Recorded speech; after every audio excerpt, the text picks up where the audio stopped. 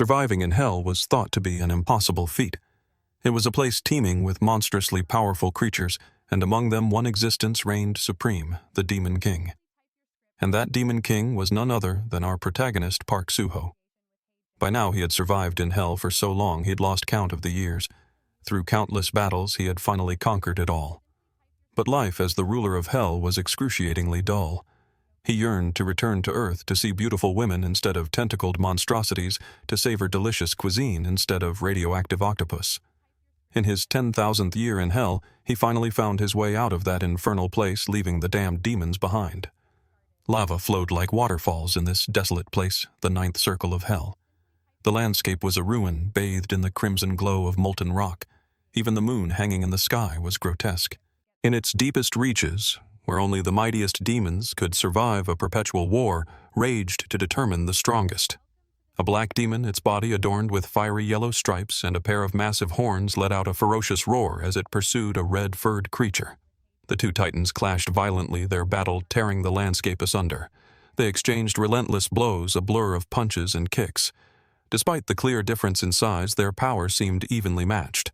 The red demon Balaam clenched his fist and unleashed a punch of incredible force, sending his much larger opponent flying. From within the settling dust, a voice boomed, "How disappointing!" The giant yellow-striped demon Gagath stood tall and jeered. "I heard you were quite famous in the ninth circle, so I had high expectations." He stomped forward, his steps shaking the ground. "But your punches feel like a mere tickle."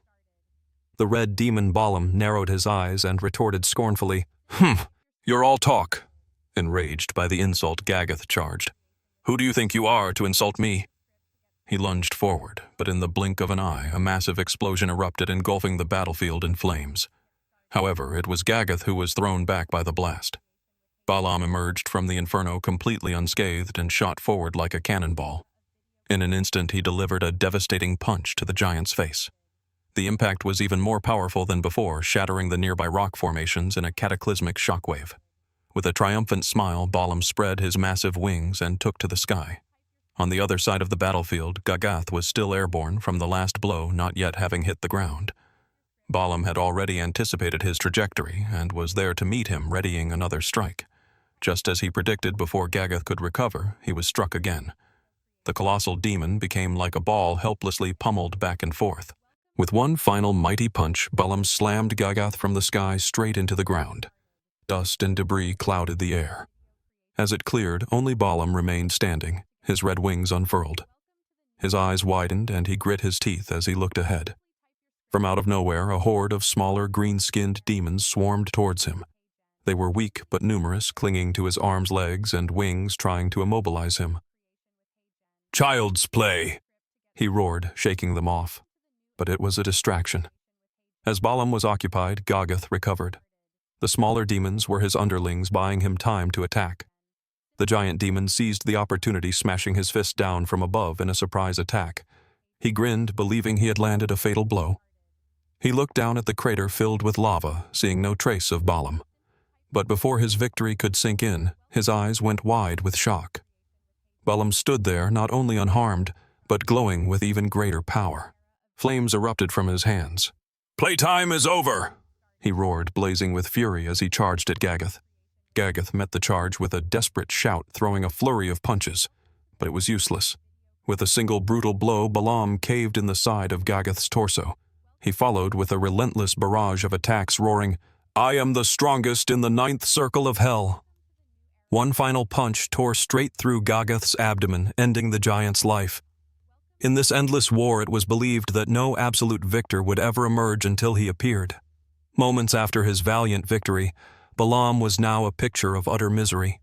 Bathed in a cold sweat, he trembled with fear, forced to his knees. Around him, all the other powerful demons were in the same position. A strange, oppressive silence fell over the Demon King's citadel. They were all kneeling before a figure seated on a grand throne.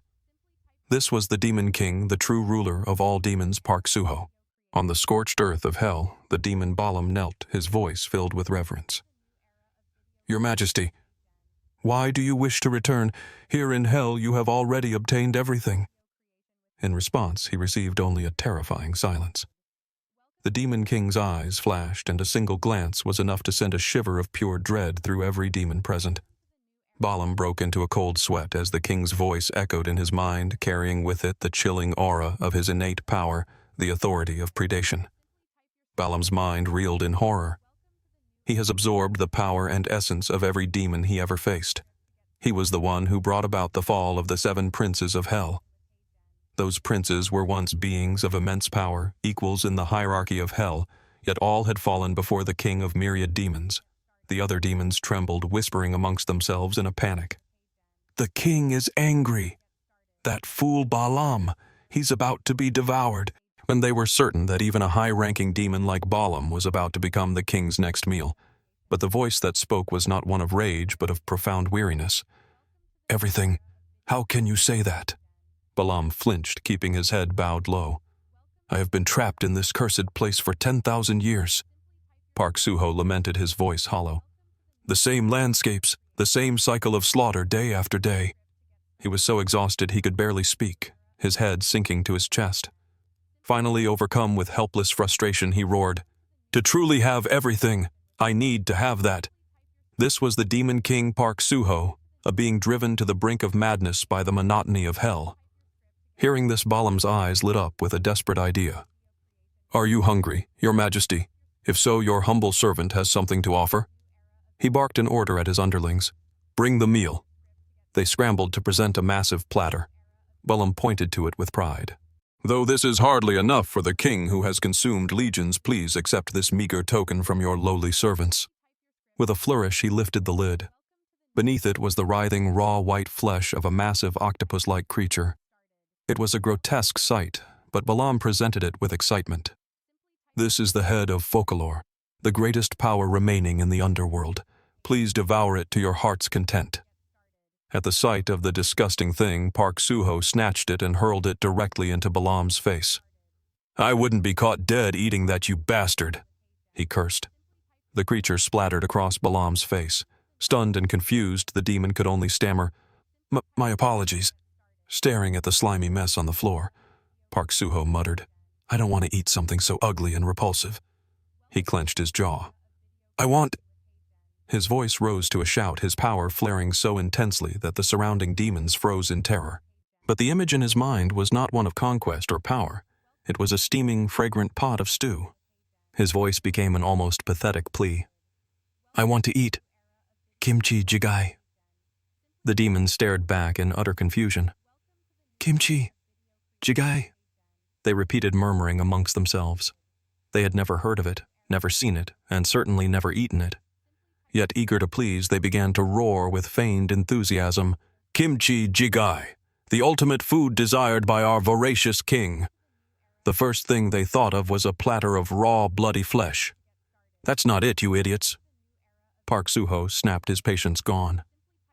Balaam clasped his hands together with grim determination.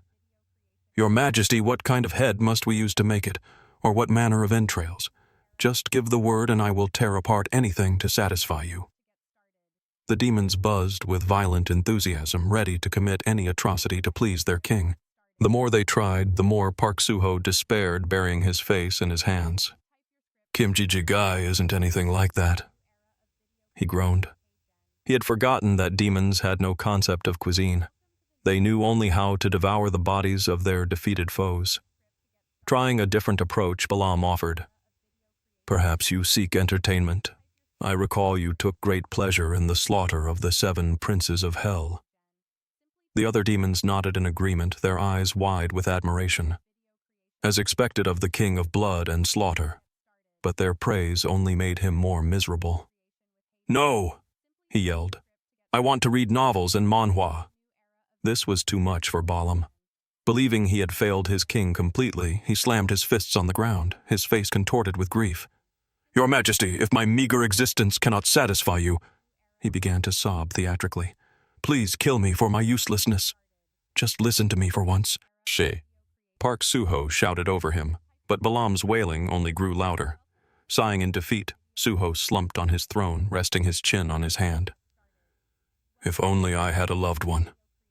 The words had barely left his lips when a sultry voice echoed through the hall. "A loved one. Am I not here for you? A figure of stunning beauty appeared. It was Lilith, the queen of the succubi. The demons gasped in awe as she walked forward. So beautiful. It's Lady Lilith. She had the body of a goddess, long legs, a voluptuous chest, and seductive lips. Placing a hand on her chest, she looked at Park Suho and bit her lip.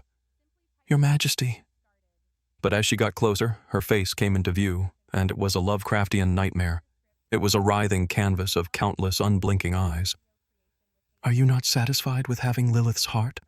She cooed, tears welling in her many eyes. Park Suho froze, turning to stone on his throne. It was a miracle he didn't vomit.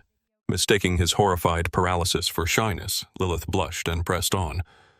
I would of course consent to spending the night with you. His face darkened. A barrier of raw power erupted around him as he shot up from his throne. As your king, I command you, he roared, his eyes glowing with menace. Do not take another step, or you will die.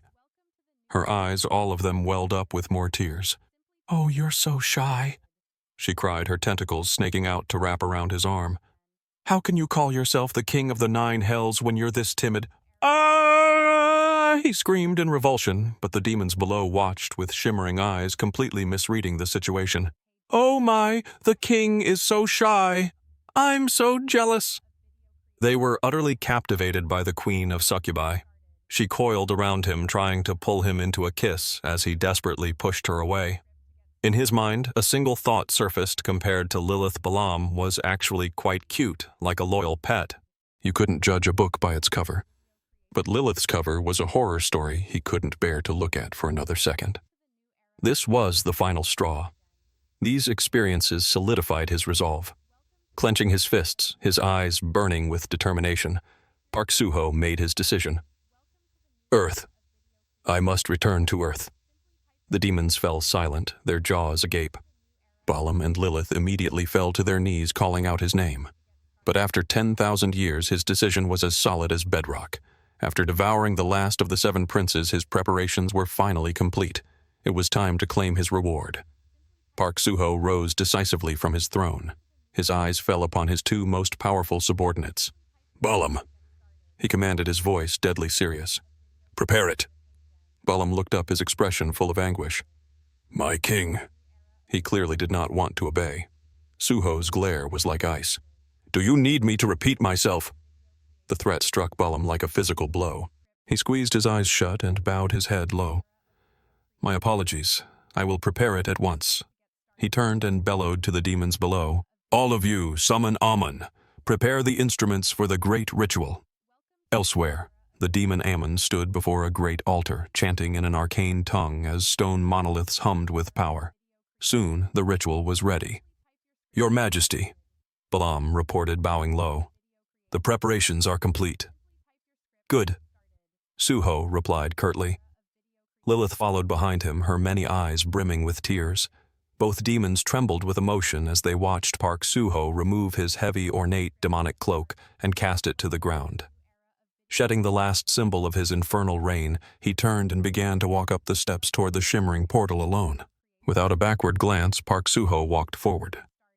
The demon Amun appeared at his side. Your Majesty, if you pour a vast amount of demonic energy into the instrument of the great ritual, he explained, his eyes gleaming, you can bend the boundaries of space and time, forcing a dimensional rift to open. Good, Suho replied, his voice firm. Begin. As he walked between the lines of kneeling demons, a single thought consumed him. I'm finally going home. He stood at the center of the ritual circle and closed his eyes, feeling the power of the 100,000 demonic cores surging through him like a tidal wave. The massive orb of energy above the altar pulsed violently before exploding, unleashing a colossal multicolored pillar of light that shot into the void. Suho stood unfazed at its epicenter while every other demon was thrown back by the cataclysmic force. Such overwhelming demonic energy, Aemon gasped, shielding his eyes. The power of the 100,000 cores. It's mesmerizing. The space before Suho began to fracture. Your Majesty, Aemon shouted over the roar. All 7 fragments of the instrument are reacting. The gate is opening. Suho stared into the swirling vortex. Even if his family, his friends, and his lover were no longer there, it didn't matter. At least it's not this damned place, he thought, and with a final decisive declaration he said, "I'm leaving." Behind him, Lilith let out a heart-wrenching sob. "My king!" Her cry made Suho pause for a brief moment. Balam, sweating and helpless, looked on in sorrow. Are you really abandoning us?" Suho hesitated, then continued his advance. "Don't cry," he said, though internally he was pulling his collar up, repulsed. "She's so terrifying." But Lilith completely misinterpreted his words. She blushed, her many eyes fluttering with delight. "Oh, such gentle words just for me. Little Lilith's heart feels like it's going to explode with your love." Tears of joy streamed down her face along with other bodily fluids. Suho's face contorted with disgust. He was rendered speechless when she began to coo, "Ah, little Lilith wants to come with you, my king." That was it. He leaped into the portal without a second thought. "Hell no." "Ah!" Lilith shrieked as he vanished into the rift. "My king." She ran towards the portal, screaming after him. "I will follow you no matter what." Far away now, floating in the void between dimensions, Suho allowed himself a small, satisfied smile. He turned back towards the portal's fading light, raised his middle finger, and thought with glee, "I have no intention of ever seeing you again. Farewell. 10,000 years." He had spent more than 10,000 years in hell. He didn't want to change the past or arrive in a specific future. He just wanted to see the Earth he once knew. He traveled through the void until a blue sphere came into view. Earth. His heart pounded with excitement. I'm really going back." But just then, arcs of red lightning erupted around the planet. A system window flashed before his eyes. Rift core detected. "What is this?" Suho asked, startled, as a red grid materialized around him. "System defense mechanism. Thorns of the Rift. Activated." He recoiled as the crimson net closed in. "What's happening? What kind of situation is this?" More alerts flooded his vision. Warning core energy exceeds dimensional limits. Activating multidimensional defense protocols. Red lasers shot across the void, and Suho looked around in a panic. What the hell is going on? System overload. Things were spiraling out of control.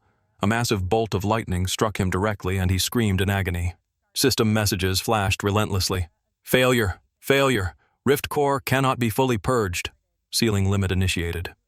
He gritted his teeth, veins bulging on his forehead as the lightning continued to assault him.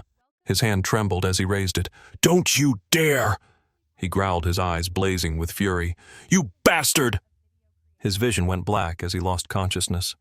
He didn't know how long had passed. A warm light on his face woke him. He was lying in a forest surrounded by lush green trees under a bright sky. He blinked, taking in the sunlight and the verdant scenery. Is this Earth? His entire body ached as he forced himself to sit up. "First, I need to check my condition." A system window appeared. Initializing status window. He read the information and frowned. What is this? The screen displayed his level as level 1 with the class initial awakening stage. "What?" he exclaimed in disbelief. "My powers. They've been sealed." Just then he heard a rustling sound nearby. He whipped his head around to see a horde of green-skinned monsters, goblins, charging toward him.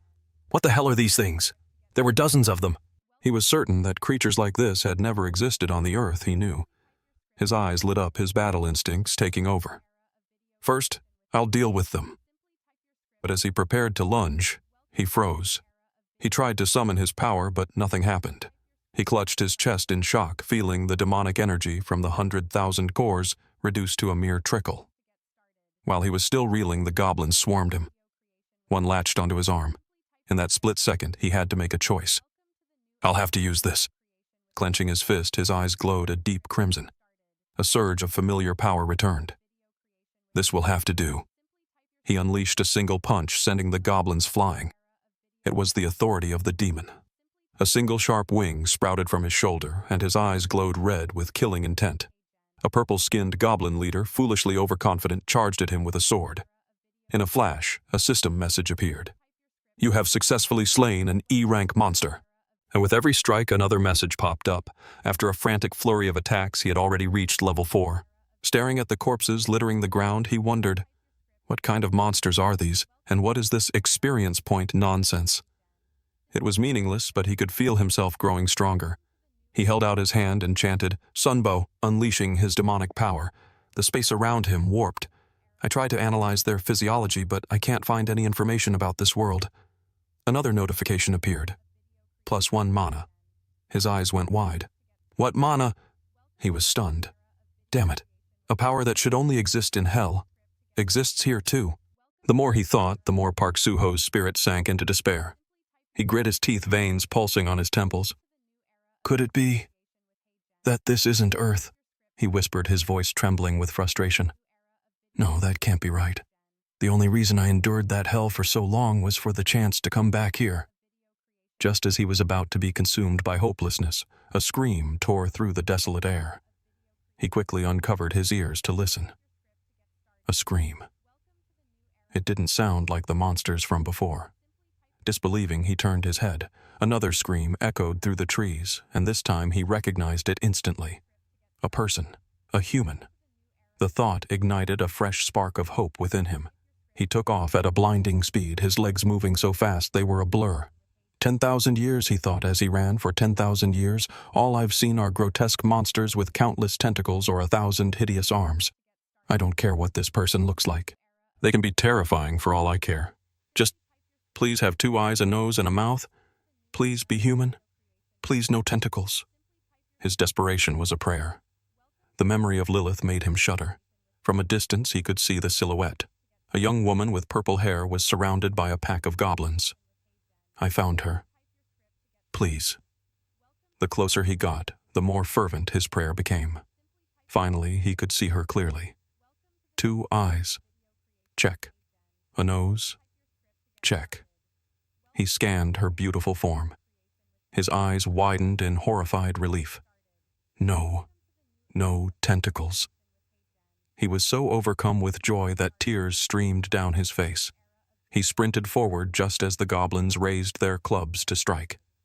The monsters froze, startled by his sudden appearance. The woman who had been pushed against a tree shut her eyes, bracing for the final blow. When nothing came, she dared to peek. Before her stood Park Soo-ho, single-handedly obliterating the entire pack of monsters. When the last goblin fell, he turned and silently offered her his hand. She stared at him, bewildered, before hesitantly taking it. "Thank you," she murmured. The moment their hands touched, an electric jolt shot through him. His eyes welled up with tears of pure elation. He felt as if he were floating on cloud 9, his body trembling uncontrollably. The girl's face flushed with a blush. Finally finding her voice, she looked him in the eye and said earnestly, "Thank you for saving me. My name is Han So Yong." She had introduced herself and was now standing, but Soo-ho remained frozen, still trembling. His strange behavior worried her. Are you okay?" The moment she spoke, he seized her hand tightly, pulling her closer. "Ugh!" she yelped in surprise. The first words he spoke to her were, "Marry me!" His eyes were wide and shining with manic excitement. If he hadn't just saved her life, he would have looked like a complete lunatic. He pressed her hand against his chest. "Let's get married." "Huh, what?" She stammered, her face turning crimson. It was only then that he snapped back to reality. I got a little too excited." He quickly let go of her hand. "I'm sorry. My name is Park Soo-ho. You said you were Han So Yong, right?" He hastily changed the subject. "Are you all right? Are you injured?" She took a step back, still shaken. Yes. It's not a major injury." But then he saw it, a large bleeding gash on her knee. "You're bleeding," he exclaimed. The pain caused her to lose her balance, and she stumbled into his arms. He caught her instinctively. "Are you okay?" As she fell, a phone dropped from her pocket. His eyes widened at the sight of the small glowing rectangle. "That shape. Is that a smartphone?" A wave of relief washed over him. "I'm really on Earth." He gently helped her sit against a tree. "Don't overdo it. Rest here for a bit while I treat your wound." "Thank you so much," she said, wincing in pain. "It's nothing," he replied cheerfully, his heart soaring. He could barely contain his joy. "We can communicate. I can talk to another human." As he carefully bandaged her wound, he thought back to his time in hell. I banned the demonic language and forced them all to learn Korean just so I wouldn't forget my native tongue when I returned. He chuckled inwardly. That gave Balam and the others such a headache, but it was worth it. I can finally use Korean with a human, not just demons. There, he said, finishing the bandage. If you keep it like this, it should heal fine. Thank you for taking care of me, she said, touched by his kindness. He picked up her phone and handed it back to her. Don't worry about it. Here's your phone. As she took it, the screen lit up, displaying the date 2023. 5 years. He thought, his mind reeling. It's been 5 years since I fell into hell. The reality of the time that had passed finally hit him. I was sure I calibrated the time correctly. So these monsters, they started appearing on Earth during those 5 years. He sat down beside her. You shouldn't move too much right now. Let's rest for a while. Okay, she agreed. He knew he was dangerously uninformed. He needed information, and she was his only source. So, what were you doing in a place like this, So Yong? She smiled sheepishly. I ran into some trouble. I was hunting alone inside a gate. Her cheeks turned pink. I just awakened as a player yesterday, and I foolishly tried to clear an E-rank gate by myself. Hunting player gate. These were all concepts that didn't exist 5 years ago. He kept his composure and asked, What's your level? I'm level 6, she replied honestly. Since I just awakened. But what is a high-level player like you doing here, Suho? He broke into a cold sweat. My level is probably even lower than hers. He deflected. I ran into some trouble myself. They sat in silence for a moment, surrounded by the goblin corpses. As she was about to say, I understand, their shoulders brushed. She flinched, her face immediately turning red as she fell silent, mortified. He, however, remained completely oblivious. Too embarrassed to sit still, she shot to her feet. Well, shall we get going? Confused, he looked up at her. Your injury looks serious. Are you sure you'll be okay? Her injured leg trembled, but she insisted, Yes, I'm fine. Noticing her struggle, Suho immediately stood up to support her. With no sense of personal space, he wrapped one arm around her waist and took her hand, pulling her securely against his chest. I'll help you, he announced, turning to face forward. The proximity made her face flush as red as a tomato. No, I shouldn't trouble you, she stammered. But he wouldn't let go. Refusing help in a situation like this isn't a good idea. I'll escort you. Which way do we need to go? Resigned, she pointed. That way. Please, just help me get to the exit. Of course, he said with a trustworthy smile. He thought to himself, this is my first conversation with a human in 10,000 years. As he helped her walk, he reviewed his performance. Aside from my over-the-top reaction at the beginning, I haven't made any mistakes. She doesn't seem to suspect my true identity. Okay. At this rate, I'll be able to blend into human society just fine. At that moment, a shimmering gate materialized above them. Han So Yong looked up, her face bright with relief. We're at the exit. Suho. Park. Suho stared up at it, his eyes wide with confusion. This is a gate. It was massive, stretching from high in the sky down to the ground. He glanced back at the forest behind them. So moving through these spatial rifts means this place isn't truly Earth. He still couldn't be sure. I don't see any device generating this rift. How can something so large sustain itself? Han So Yong gently pulled away from him. Suho, I think I'm feeling much better now. Let's get out of here. Ah, yes, he replied, startled back to the present. Together they stepped into the gate. A brilliant flash of light made him shield his eyes. As his vision cleared, he looked around, curious to see where they had ended up. He froze his eyes, widening in utter astonishment. Before him was a bustling city street filled with people. A tall man was shouting into a megaphone. We're recruiting for a goblin hunting party in an E-rank gate. Suho stared at him, 2 eyes. He looked over at 2 other men discussing something next to a machine, one nose. Then his gaze fell upon another group chatting and gesturing animatedly, one mouth. A wave of pure joy washed over him, and no tentacles. They were all completely, wonderfully normal humans. The modern skyscrapers, the crowded streets, everything was normal. There were no monsters here. Park Suho trembled, overcome with emotion, and placed a hand over his heart. This was it. This was everything he had yearned for. A tear rolled down his cheek as he choked back a sob. I'm back. Han So Yong, now standing steadily on her own, stood quietly beside him. She bowed her head, her face flushed. Suho. He immediately turned to her. Yes. If you're okay with it. She began, too shy to meet his eyes. Would you like to have a meal with me at my home? This time it was Suho who turned as red as a boiled lobster. His heart skipped a beat. In that instant, she became infinitely more beautiful in his eyes. Not noticing his reaction, she continued, I'm so grateful, and I feel bad for troubling you. I'd like to repay you with a meal at the very least.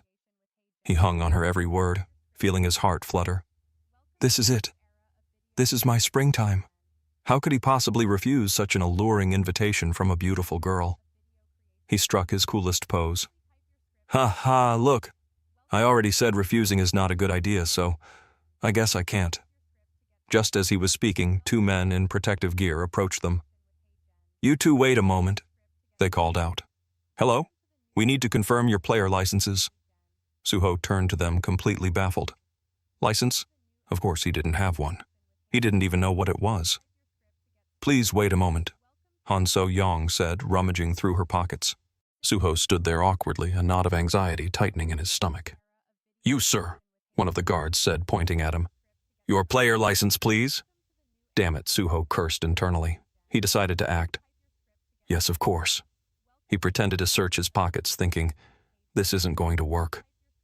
I have no choice but to use that. He looked up, his eyes now glowing an ethereal, otherworldly blue. He focused on the guard in front of him, activating the authority of Dantalion, a power that allowed him to bend the perception of his target. He held up his middle finger, but the guard's mind, now under his control, saw a license. Yes, I've confirmed it, the guard said, his face a blank mask. Phew, it worked. Suho sighed in relief. He turned to So Yong. Well, shall we go? Yes, she replied with a smile. The mesmerized guard stood frozen in place, only snapping out of it when his partner nudged him. Hey, wake up. Our shift is almost over. So Yong led him to a tall apartment building. This is my home, she said. As they entered, she turned to him sheepishly. Our building doesn't have an elevator, so we'll have to take the stairs. That's fine, he replied cheerfully. The smell of an old apartment building, he thought with a smile. He followed her up the narrow staircase, touching the cool metal railing and looking at the dusty window panes. It's been so long. Everything felt so real. But what made him happiest, his cheeks flushing and his eyes shining, was the thought, of all the places on earth I'm at Miss So Yong's home. A happy future is definitely about to begin. He was already imagining a house and kids. When they finally reached her door, he was practically vibrating with excitement. But just as he was about to burst with joy, she called out, Mom, I'm home. A woman's voice replied from inside. Oh, you're back. So young. His heart sank. Mom. The door opened and a middle-aged woman rushed out to embrace So Yong. Oh, my darling daughter. Are you hurt? Did you go with a big group, like I told you to? Of course, Mom. So Yong lied sheepishly. Her mother is here. Suho thought, his hopes deflating. Does she really just want to have a simple meal? Then So Yong turned to him. Oh, I forgot. Mom, this is Park Suho. He saved me from danger today, so I invited him over for a meal. Suho quickly bowed politely. Hello. Oh my, her mother exclaimed. She grabbed his hands, her eyes welling with tears. Thank you. Thank you for saving my So Yong. I don't know how I can ever repay you. Ha, it was nothing, he said, a little embarrassed. Please come in, she insisted, ushering him inside. It's not much, but I'll try to make something delicious. Thank you, he replied, still a little disappointed that he wouldn't be eating alone with So Yong. But as he looked around the simple, cozy apartment, he remembered his life in hell and felt a profound sense of gratitude. So Yong's mother called from the kitchen. So Yong, sweetie, come help me cook. Okay, Mom, she replied, then took out her phone. Let me just change my clothes first. Oh, did you text me, Mom? I did. So Yong, next time you go to a dangerous place, you need to contact me as soon as you get out. Heh, I'm sorry, Mom. Suho's eyes locked onto the phone, a phone I need to find a way to gather information about this new Earth. He put on his best acting face and approached So Yong. Excuse me, Miss So Yong. I'm sorry to ask, but could I possibly borrow your phone? I seem to have lost mine. Oh, of course. She agreed readily, handing it to him. Feel free to use it. The food will be ready soon. He took the phone, his cheeks flushing with excitement. Wow, the feeling of a finger on a screen. After 10,000 years, everything feels amazing. He sat down at the table, taking off his jacket. But this is no time to get distracted. I need information. He started with what he knew. I was dragged to hell 5 years ago. I should search for news articles from 2018. Quickly, an article popped up. The day of the cataclysm, December 22nd, 2018. The day that changed the world. The article described how monsters suddenly appeared from hundreds of gates. Conventional firepower was useless. Hundreds of thousands of soldiers were slaughtered. An emergency global alliance was formed, with South Korea being the 9th nation to join. The first player appeared in the United States. Soon, the number of players worldwide began to skyrocket. They were humanity's only hope. He continued to read until one detail caught his eye. December 22nd, 2018. That was the day he was taken. That's the day I was dragged to hell. He realized, his expression growing grim. He stroked his chin, deep in thought. Was I pulled into one of the gates that appeared that day? He scrolled through more articles. One article isn't enough to be sure. Most of this is just speculation. I'll need to find more information later. Just then a voice called out his name, pulling him from his thoughts. The food's ready. At the call park. Suho quickly set the phone down.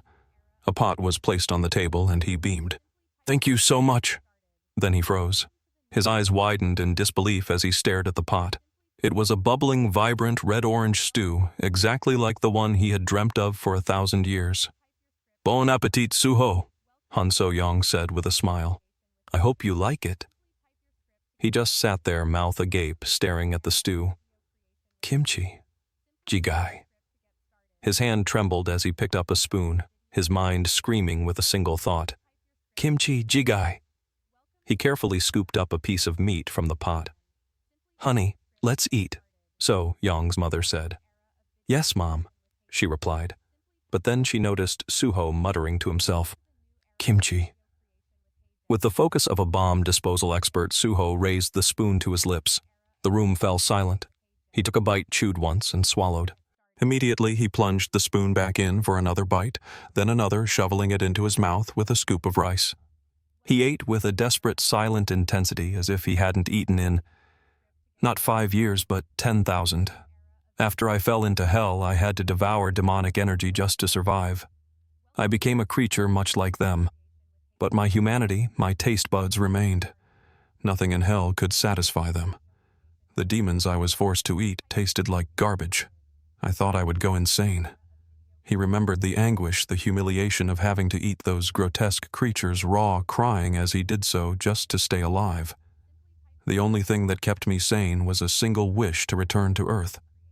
And now, tasting the rich, savory flavor of the kimchi jigai, the memories overwhelmed him. Tears streamed down his face. It's real. I'm really back. Suho, So Yong asked, gently, startled by his tears. He continued to chew, tears flowing freely, unable to form words.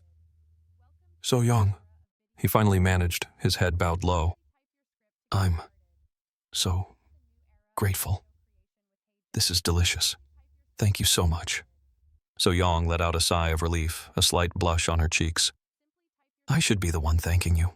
I'm sorry this is all I could offer to repay you, but I'm glad you like it this much. She smiled.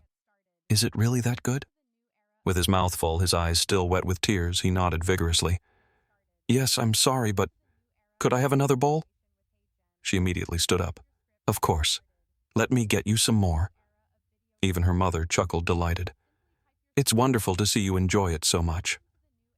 As they brought the entire pot to the table for him, he continued to eat with gusto. He was truly, utterly happy. Suddenly, a massive crash from behind them sent a shockwave through the apartment. A cloud of dust and debris exploded inward. Through it, a figure emerged. What the hell is this crap? A voice roared. This damn door is tough as nails. A blonde-haired man stood in the wreckage of their doorway.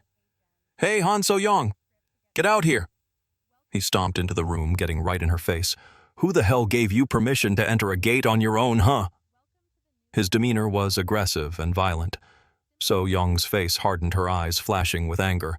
"Go! Away!" she said, her body trembling with suppressed rage. "What did you say?" he snarled. "I said get out," she finally screamed, her voice filled with loathing. "Who do you think you are, barging into our home? Stay away from me. I'm warning you, I'm strong enough now." To her surprise, he bent over, clutching his stomach, and burst into laughter. "Ha ha ha ha ha ha. I'm strong enough now. That's adorable." His expression then turned menacing. He slammed his fist into the wall beside her. "You worthless little player, you dare talk back to me. Who do you think you are?" The wall crumbled under the force of the blow, so Yong quickly shielded her mother. "Stay away from us." The man Han Tae-hun sneered at them. "Tch, a deadbeat dad and a dirt-poor mom." He directed his insults at her mother, who was pale and trembling with fear. That was the last straw for So Yong. "You bastard!" she shrieked. "We're in this mess because of you." He grabbed her arm, ignoring her shouts. "Enough! You're coming with me to the Andress guild right now." "Let go of me!" she screamed, digging her heels in. "I'll never join that garbage guild." He stopped, a twisted smile spreading across his face. "Garbage? How rude. I'll show you what good people we are." In a fit of desperate rage, So Yong bit down hard on his hand, drawing blood. Without hesitation, he slapped her across the face. "Ugh!" she cried out, falling to the floor. Her mother rushed to her side. "You little bitch!" Tae-hun roared, clutching his bleeding hand. "Do you think you can survive in this world by just being a good person? The world has been too kind to you." He loomed over them, a menacing shadow. "Now be a good girl and become my offering." Her mother threw herself in front of him. "Tae-hun, please, I'll work harder. Please don't do this to So Yong." "Get out of the way, old woman," he spat, shoving her to the ground. "Useless trash." "Mom," So Yong cried, rushing to her mother's side. Tae-hun stood over them, hands in his pockets. "I told her to get out of the way. You people are so annoying." His gaze fell on So Yong's defiant, tear-streaked face. "What are you staring at, you bitch? I'm a rank 2 awakened now. You think you stand a chance?" He grabbed her by the jaw, his grip crushing. "The only thing you have going for you is that face. You're joining the Andress Guild." His tirade was interrupted by a loud, continuous slurping sound. He turned to see Park Soo-ho still sitting at the table, completely absorbed in finishing the last drops of the kimchi jigai, utterly oblivious to the chaos around him. Tae-hun was momentarily stunned. "The hell!" He shoved So Yong aside and stomped over to the table. "Hey, can't you read the room?" Soo-ho didn't even look up. Tae-hun felt utterly ignored. Enraged, he backed away, then rushed forward and kicked the table with all his might. "You son of a bitch!" The table flipped and the pot of kimchi jigai went flying, its contents splattering across the floor in front of Park Soo-ho. The world went silent. Soo-ho's eating motion froze mid-air. He slowly lowered his spoon, his face darkening. A low, guttural growl escaped his lips, building into a furious roar. "Ah!" He fell to his knees beside the spilled stew, his world collapsing. Tae-hun stared at him, bewildered. "What's wrong with this psycho?" He nudged Soo-ho with his foot. "Hey, beggar, stop whining and get up." My kimchi jigai," Soo-ho whimpered. Then he looked up. His eyes were burning with a terrifying, murderous rage. "You..." Tae-hun froze. The air around Soo-ho grew cold and dark. His voice was a deathly whisper. "You dared to spill my kimchi jigai. Where did you find this beggar?" Han Tae-hun sneered, his disdain growing as he watched the pathetic display. He kicked at Park Soo-ho. "Stop your whining and get up." But Soo-ho just kept sobbing. My kimchi jjigae." Then he looked up. His eyes were burning with a terrifying, murderous rage. "You..." Tae-hun froze. The air around Soo-ho grew cold and dark. His voice was a deathly whisper. "You dared to spill my kimchi jigai." In Tae-hun's eyes, Soo-ho was no longer human. He was a demon clawing its way up from the depths of hell. Tae-hun took a step back, his bravado vanishing. He summoned blue flames around his fists, trying to fight the primal fear Soo-ho radiated. It's just an illusion, he told himself. He's probably just gone crazy. Suddenly an arrow struck his arm. It did no damage, but it enraged him. What the? He saw Han So Yong with a bow shouting, "Suho, run!" But in that instant, a sharp obsidian blade materialized in Suho's hand. He moved a blur of motion too fast to track. "Suho!" So Yong gasped. He was already in front of Tae-hun, his fist buried in the man's gut. Tae-hun stared down in disbelief. He's fast. A second punch slammed into his side. He coughed up saliva, the wind knocked out of him. Before he could even utter a curse, a kick sent him flying into the wall. He scrambled to his feet, but Suho was on him, a relentless storm of fists and feet. Tae-hun was powerless, able to do nothing but absorb the punishment. His teeth rattled. His face was a bloody mess, but he still managed to spit out, "You bastard!" He swung a wild punch, but Suho ducked under it and delivered another brutal kick to his stomach. After a final devastating blow to the head, Tae-hun collapsed to the floor. Suho planted his foot on the man's head, pinning him to the ground. "Who the hell are you?" he demanded, pressing down harder with each word. He stabbed his blade through Tae-hun's hand, but it wasn't enough.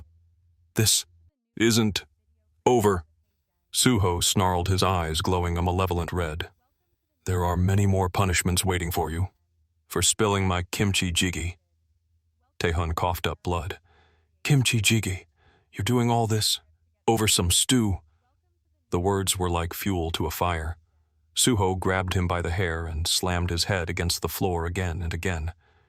"Just kimchi jigai." He let go and leaned in close. "When I count to 1, he whispered, his voice dangerously calm, "you will say, kimchi jigai is. When I count to 2, you will say, a treasure from the heavens. Scream it, understand?" He counted. 1. Terrified, Tae-hun whimpered, "Kimchi jigai is." Wham! Suho punched his wounded hand. "Louder!" "Ah, 1!" Tae-hun screamed. "Kimchi jigai is. 2. A treasure from the heavens." "Wrong!" Suho roared, smashing his head into the floor again. "Louder, like you're being gutted, like you're howling at a pretty girl walking by. Louder until your lungs explode." So Yong watched in stunned silence, making no move to intervene. That bastard deserved every bit of this. Sobbing like a child, Tae-hun screamed at the top of his lungs, "Kimchi jigai is a treasure from the heavens." His spirit was utterly broken, but Suho still wasn't satisfied. He lifted him by the collar, the air crackling with dark energy. "Not good enough again, up the octave." Tae-hun, a mess of blood and tears, took a deep breath and shrieked with every fiber of his being. "Kimchi jigai is a treasure from the heavens." He would never forget this day. He would probably never eat kimchi jigai again. Finally, a laugh escaped Suho's lips. "Ha ha ha. Good." He pulled the blade from Tae-hun's hand and stood up. "Remember this," he said, his eyes still burning. "Never ever disrespect kimchi jigai." Later, the apartment was quiet again. Tae-hun, stripped to his underwear, was at the sink scrubbing dishes. Suho, now wearing Tae-hun's clothes and sipping coffee, was calmly scrolling through his phone. Damn it, Tae-hun thought, tears of humiliation streaming down his bruised face. Why me, all because of some kimchi jigai? As if sensing his resentment, Suho slammed his coffee mug on the table. Tae-hun flinched and scrubbed harder. "What is it?" Suho asked without looking up. "Angry that you got your ass kicked over a pot of stew." No, sir," Tae-hun stammered. "To eat, to sleep, to live comfortably. You'll never know what a blessing it is." Suho said, his voice serious. "So be grateful. Appreciate your life. Understood?" "Yes, sir. Understood." Tae-hun shouted, though inside he was plotting his revenge. "Just you wait. Once I report you to Andress, you're finished." "Hey," Suho called. "When you're done with the dishes, come here." Tae-hun obediently walked over. "I've been thinking about it," Suho began. "But you don't seem to have any value that would justify letting you live." "The world isn't a gentle place. He grabbed Tae-hun by the collar, his eyes glowing red. "Don't worry, I'm not going to kill you." A horrifying demonic grin spread across his face. "But maybe death would be better." He activated another authority. Tae-hun's world twisted, his perception shattering as he stared into the face of a three-eyed white-maned horse from his deepest nightmares. A giant spectral hand closed around him. "No, please no," he shrieked as the nightmare dragged him down into the abyss. "Don't come any closer. Don't." A giant, terrifying eye stared deep into Han Tae-hun's soul, and he could do nothing but tremble and repeat the word no, until it dissolved into a blood-curdling scream. To an outsider, it was an odd sight. Park Soo-ho stood calmly with his hands in his pockets while Tae-hun writhed on the floor in agony. He had etched an indelible fear deep into his target's mind. "Don't say a word about what happened here," Soo-ho said coolly, flicking his finger. "Now get lost." Like a puppet whose strings had been cut, Tae-hun stumbled to his feet, a dark stain spreading across his pants. He staggered out the door, muttering, "Ha ha! No! Don't!" Soo-ho watched him go, a smirk on his face. Pathetic bastard. Han So Yong had been silent throughout the ordeal. "He saved me again." She thought, her heart filled with gratitude as she watched him. He was already back on his phone scrolling through the news. "He's so handsome." Soo-ho, however, was stressed. He ran a hand through his hair. "I'm completely broke. I need money." After 10,000 years in hell, money was a foreign concept. Then his eyes lit up. He had found a trading website. "Mana stones." "Miss So Yong," he called out. She jumped, startled from her staring, and blushed. Yes. You probably have some mana stones, right? Could I take a look?" "Oh, of course, just a moment." She pulled a small blue gem from her pouch. "Here, this is an E-rank mana stone from a goblin." He took the stone, feeling its texture. The article said the darker the color, the higher the rank. But I can't feel any demonic energy from this. He closed his eyes, concentrating. It definitely contains power, but it's not demonic energy. He remembered the sensation from before. It's not demonic energy. It's mana. It was a different kind of power. So, where did the demonic energy I felt earlier come from? He sighed, handing the stone back. "It's beautiful. Thank you." He now had a plan. "I need to sell these to make money, and to do that, Miss So Yong is there an awakened management office nearby." "Not right here, but the closest one is next to Seoul Station. I was planning on heading there myself. Would you like to go together?" "You're going there too?" he asked, surprised. She looked towards her mother, who was still unconscious on the bed. "To be honest, my family's financial situation isn't great. That's why I risked entering the gate alone." A grateful smile touched her lips. "I only realized how reckless I was when you showed up, Soo-ho. So thank you again." "Haha, it's nothing," he said, scratching his head. "After looking at monsters for 10,000 years, I just wanted to help someone like you." Her eyes lit up with determination. "That's why I'm going to study hard. My goal is to become a rank 2 awakened. An angel," he thought, smiling. "You'll do great." But he thought privately, I don't plan on helping her. My priority is to regain my own strength. Shall we go then? With a newly issued ID card in his hand, Soo-ho stood on the bus with So Yong. He marveled at how easy it was to get a replacement. I thought for sure they would have listed me as a missing person, but no one had. He ran a thumb over his photo. Even after 5 years, no one. Before hell, he had always been alone, eating alone, playing alone. It was the same in hell, gnawing on demon corpses, always alone. "Soo-ho."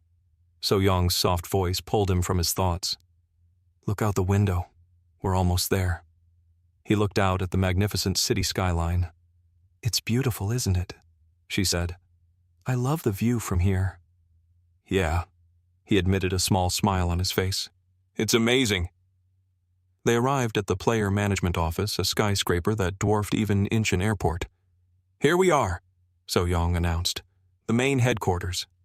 "Wow, it's huge," Soo-ho breathed. "Oh, Soo-ho," she said, handing him an old black smartphone.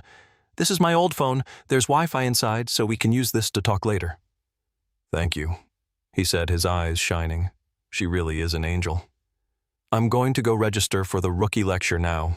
I'll call you later, she said before adding, I think I'll be done late, but let's have dinner together. Of course, he grinned. Yes. Inside the office was vast and bustling with advanced technology. A scanner prompted, please scan your ID for verification. He did so, and a ticket printed out. Verification complete. Your number is 18. Please follow the path to the examination room. A glowing line appeared on the floor guiding him. While he waited, he overheard two players chatting. My ranking is D rank. Wow, not bad. Think you can get A or B in your second awakening. They talked about legendary S-rank players and the 5 major guilds, but Suho paid them no mind. He was absorbed in his phone researching the top 5 guilds Minerva, Red Bull, Hwarang, Sicheong, and Hanun. I'll meet them all eventually after I recover my strength. Number 18, you may enter. The door slid open. A nurse guided him to a chair where a young woman in a white coat sat. You're Park Suho, she asked. Yes, he replied. Just place your hand on this crystal orb. As you add power to it, the orb will change color depending on your attribute's rank, the examiner explained. The higher your rank, the darker the color. Park Suho sighed inwardly, almost contemptuously. Being too powerful isn't always a good thing. What if I reveal too much? He placed his hand on the large crystal orb. Instantly, it erupted in a brilliant flash of light. He closed his eyes, channeling his power. Oh no, I think I overdid it. The light was blinding, but none of the examiners seemed surprised. As the light faded, Suho kept his eyes closed, anticipating a dramatic reaction. The woman's voice cut through the silence. Mr. Park Suho, you are an F-rank awakened. He froze his eyes, snapping open. He was petrified, unable to believe what he'd just heard. You can remove your hand now, she added. He felt like he'd turned to stone. Seated at the desk, the examiner explained the details. I'll go over a few things you need to be aware of. For D rank and lower... Suho stared at his reflection in the crystal orb. I understand my power is sealed, but all the way down to F rank. It was like starting over from scratch. First, she continued, you will receive an E rank player license, which will allow you to enter gates of a corresponding level. For higher level gates, you can only enter if escorted by a guardian. He was speechless. He thought of Balam. If Balam heard this, he would lose his mind. He could almost picture the demon's red face screaming in outrage. To go from the pinnacle of power to the absolute bottom, it was a bitter pill to swallow. But there was no other choice. He had to follow the rules of this world. What do I need to do to raise my rank? He asked. Meanwhile, Han So Yong sat attentively in a classroom taking the very course the examiner was telling Suho about. If you complete the basic training course, you will immediately be promoted to D rank, the examiner said. The other method is to use a certain number of mana stones from your transactions to level up. This second method caught his interest. A good method, he thought, remembering the blue gem. He stood up. I understand. Please wait a moment while I prepare your license, the woman said, then asked, would you like me to help you register for the basic training course? That's fine, he replied curtly. She sighed, thinking, he must be in shock over his low rank. But at F rank, he's likely to die inside a gate. It's better for people like him to just give up on being a player. As she turned to leave, she didn't notice the crystal orb on the desk slowly darkening, shifting from clear to a deep pitch black. When she finally saw it, she gasped. Huh, why is the color? She picked up the solid black orb, confused. What's happening? Is it broken? She was certain his rank was F. Before she could even touch it again, the orb cracked and shattered into pieces. Ah! She yelped, jumping back.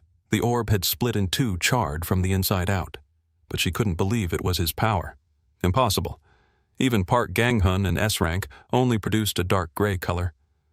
She called reception. Hello, please send a replacement crystal orb. She dismissed the event, convinced that a black color couldn't possibly exist. Outside the gates, the area was a chaotic marketplace of players shouting and forming parties. Looking for a healer D rank or higher only? Any fighters available? A young man in black gear raised his hand eagerly. Thief looking for a party. No thieves, came the immediate blunt rejection. His confidence deflated. He tried again. I'm a thief, but was cut off before he could finish. Nope, we don't take thieves. Suho watched the man's repeated rejections, confused. Why does everyone hate thieves? Shrugging, he handed his own license to the gatekeeper. Not my problem anyway. E-rank player confirmed. You may pass. He stepped through the gate and into another forest similar to the first one. It seems I made it through. Every time he used one of these portals, a small part of him feared he'd end up back in hell. I really don't like teleportation, he muttered, stretching. Well, I guess I should start hunting. Just then, a massive figure approached him from behind. Hey there. Suho arched his back to look up at the man who was built like a bear. Friend, the giant greeted him. A bear, Suho thought, surprised by his size. The man seemed friendly enough. Are you here alone? Yes, Suho replied coolly. You're hunting alone in a gate. Have you had your second awakening yet? I haven't. Suho started to say, just as two others, a woman with a staff and another man, joined the giant. Tessu, we're ready, the woman said. Oh my God, the giant. Tessu exclaimed, his eyes lighting up. It seems you haven't even taken the basic course. An E-ranker is much better off in a party than going solo. What do you think? If you haven't joined a party yet, you can try playing with our team? Suho forced a smile, unimpressed by the man's overbearing enthusiasm. Hey, Tessu, why are you making decisions on your own? His teammates protested. It's not like he'll be much help. Tessu whirled around, his face flushed with anger. Come on, guys. You know what kind of situation he's in. We'd be saving his life. If you're that worried about it, I won't take a share of his mana stones. Let's just add him to the party. Suho chuckled. He seems like a good person. Thanks for the offer, Suho interjected. But I'll be hunting alone. I don't need a team. Tessu clapped him on the shoulder. Now that they've agreed, let's introduce ourselves. My name is Kang Tessu. What's yours? Park Suho, he replied politely. Thank you for the offer, but I don't intend to join a party. Tessu just laughed. You can speak informally with me. I may look like this, but I'm only 24. Suho's eyes went wide. 24. With that face, he's got to be lying. Seeing his disbelief, Tessu proudly showed him his ID. Born in 99, Kang Tessu. His teammates looked on resigned. What the hell happened in the last 5 years, Suho thought, baffled. Well, then I'll speak comfortably, Suho said, his tone serious. Tessu, I appreciate the offer, but I came in here with a specific plan. Tessu relented. Well, if you're that determined, I can't stop you. But be careful. This area is inhabited by goblins, but among them is a much larger one. They call it the Goblin Father. It's a boss monster on a completely different level. If you see it, you must run at all costs. Suho smiled. He's a kind person. All right, thanks for the advice. As the three of them headed deeper into the forest, Tessu waved back. Take care. Suho waved back. If I were really a new F rank, I might have joined them. They don't seem like bad people. He cracked his knuckles. However, I'm better off alone. Staring into the vast forest, he began his hunt. Let's go. In a flash of light, he vanished. Deep within the trees, Park Suho spotted the tracks on the ground and the corpses scattered about. Goblin tracks he identified instantly. There are quite a few of them. They must be somewhere around here. As he predicted, he soon came upon a large goblin village. Found you. Without a moment's hesitation, he leaped into the thick of them, his eyes glowing a manic red. Here we go! He was a whirlwind of destruction, a one-man army tearing through the horde. The surviving goblins froze in terror, clutching their weapons. Suho grinned, relishing the fight. Let's dance! Every punch took down 2 goblins, every swing of his blade a blur of carnage. They were weak but numerous, and he fought with a relentless ferocity, using them as little more than training dummies. He didn't even need to use his demonic powers. His sharp blade was more than enough, slicing through them like he was playing a fruit-cutting game. Still more, he grumbled, annoyed. He had stumbled into their main nest. He let out a wicked laugh. Well, then let me send you all off. The battle was long and exhausting. Finally, it was over. Phew, that was a lot of them. He panted, sweat pouring down his face. The clearing before him was a gruesome carpet of monster corpses. A screen popped up. You have defeated E-rank monsters. Goblins. Experience points have been gained. He checked his status.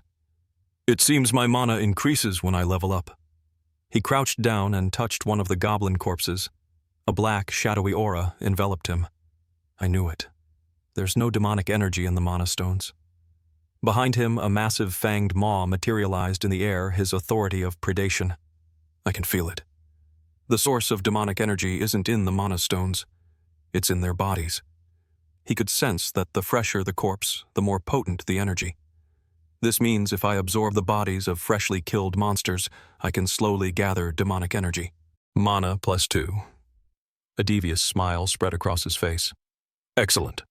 I can sell the mana stones and still gain demonic energy. In moments, the corpses were reduced to skeletons, leaving behind only the blue gems. All I have to do is collect the mana stones before I leave. He gathered the stones cheerfully, calculating, I wonder how many chickens I can buy with all of these. He chuckled. Come to think of it, I'm eating the meat and leaving the bones, just like with chicken.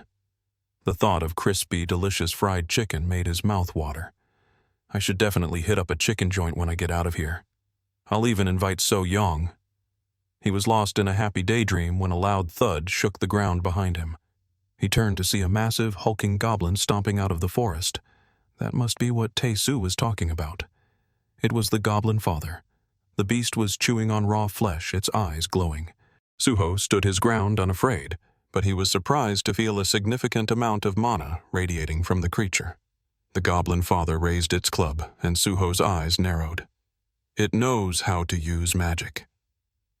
A small purple-black flame appeared in Suho's hand. When it came to destructive power, he knew his demonic energy was far superior to this creature's crude magic. The goblin father roared and slammed its club down. Suho leaped high into the air, dodging the devastating blow. He was forced onto the defensive, narrowly avoiding the monster's surprisingly swift attacks. A sudden swing sent him flying backward. He landed just as the monster charged, digging his heels in and bracing himself to block a massive overhead strike. The force of the blow was immense. The problem is the difference in physical strength. Gritting his teeth, he pushed back with all his might, creating an opening to slash the creature's side. The monster was smart. It used its arm bracers to block his next attack.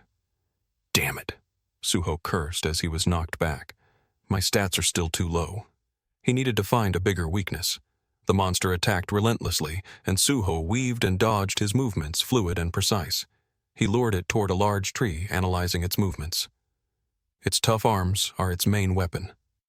As the monster swung, shattering the tree, Suho saw his chance. He wasn't just fighting a beast.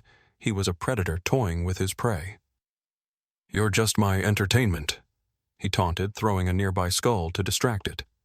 As the monster's eyes followed the skull, Suho's entire demeanor changed. He unleashed his authority of demonic wrath. Behind him, a monstrous spectral image of a demon appeared. He slammed his hand onto the giant goblin's chest. It froze its mind, suddenly blank drool dripping from its mouth. A powerful energy coursed through it, causing it to thrash wildly in agony. It's over, Suho jeered. The goblin swung its club blindly, its movements now clumsy and uncontrolled. The authority of wrath amplified its power, but at the cost of its sanity. It was now just a mindless beast. Suho's eyes glowed red. An irrational monster's simple chaotic attacks are the easiest to deal with. He didn't need to aim for a vital spot. A single deep cut to its leg was enough to bring it to its knees. He followed with a relentless barrage of attacks until the giant creature finally collapsed, its blood spattering across the ground. You have cleared the monster territory alone.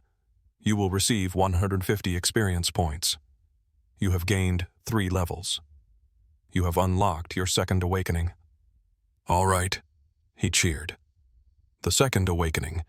He now had a special ability that allowed him to absorb even more demonic energy.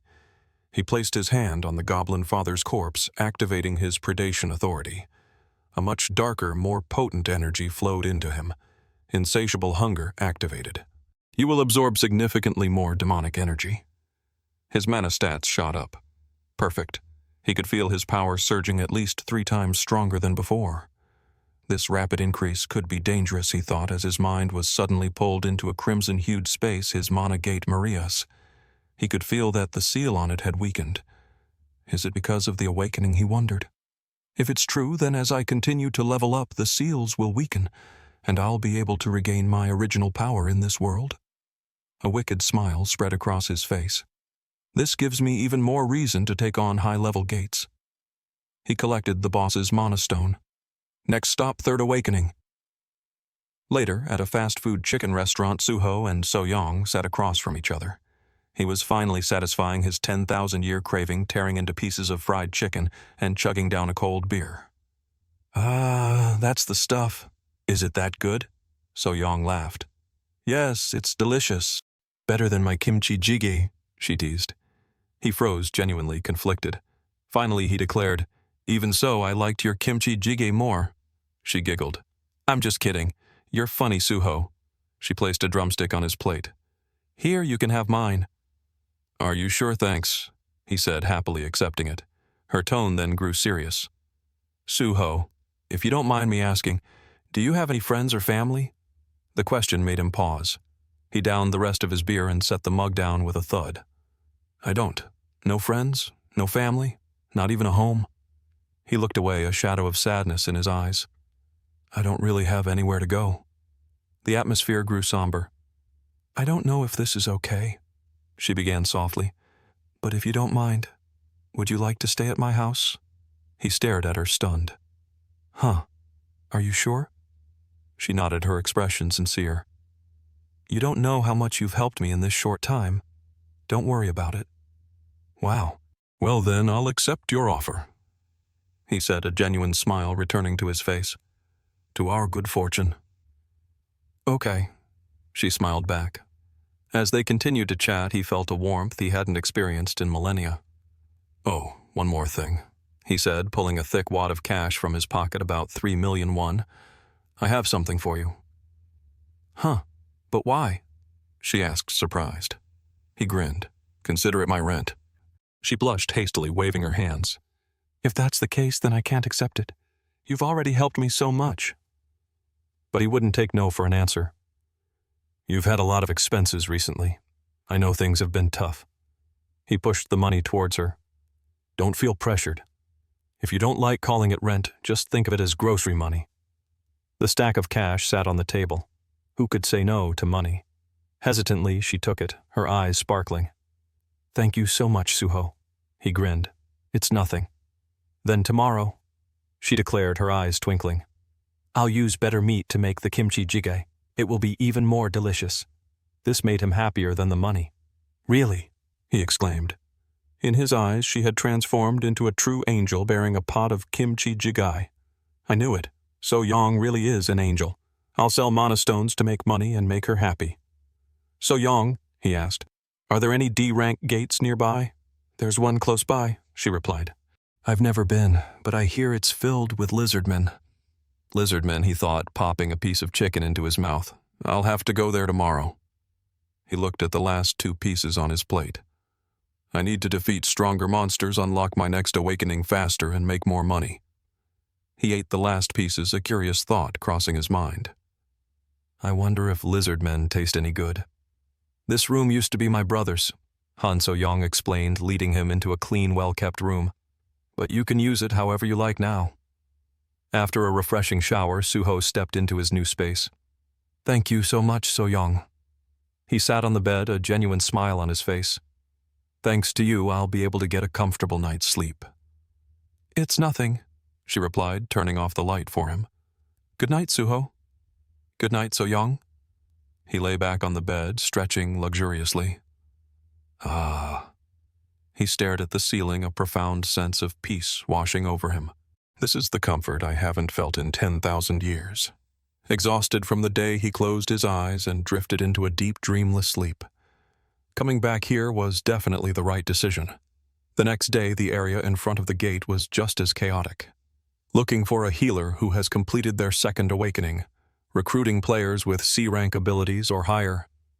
Amidst the crowd, Suho recognized a familiar, pathetic figure, the thief from the day before, now on his knees begging to join a party. Poor guy. Shaking his head, Suho handed his license to the gatekeeper. D-rank player confirmed. Not my problem. He stepped into a dark, gloomy forest, even more ominous than the last. He flexed his muscles. Should I move stealthily? He activated his authority of silence. His footsteps became completely soundless, and in a flash he vanished into the shadows. So Yong said, "Lizardmen are sensitive to sound but have poor eyesight. If you don't approach them silently, they'll swarm you immediately." He was now in the heart of their territory, surrounded by armored, hulking lizardmen. "There you are." She had also mentioned their weakness. "They're afraid of fire." Without hesitation, he unleashed the authority of hellfire. Infernal flames erupted, engulfing the creatures. They shrieked in agony, their attempts to douse the flames in a nearby river proving futile. "You can't extinguish hellfire with ordinary water," he thought with a smirk. "It burns your life force, not your physical body." In less than 5 minutes, the entire horde was reduced to charred husks. He began collecting the corpses. Come to think of it, Taehun's guild was called Andress, wasn't it? Just as he finished, another horde of lizardmen emerged from the trees. He just grinned, cracking his knuckles. "Shall we go for another round?" "Hey, you!" a voice called out. A group of about 10 players approached him. "Judging by your gear, you must be a rookie. Want to join our hunting guild?" "What guild?" Suho asked, unimpressed. The leader puffed out his chest and pointed a thumb at himself. "We're the Andress Guild." "Speak of the devil." Suho's face remained a blank mask. He turned away. "Not interested." The blatant disrespect infuriated the leader. "What did you say?" "What an arrogant little brat." "What should we do?" Hojin, a woman next to him, asked.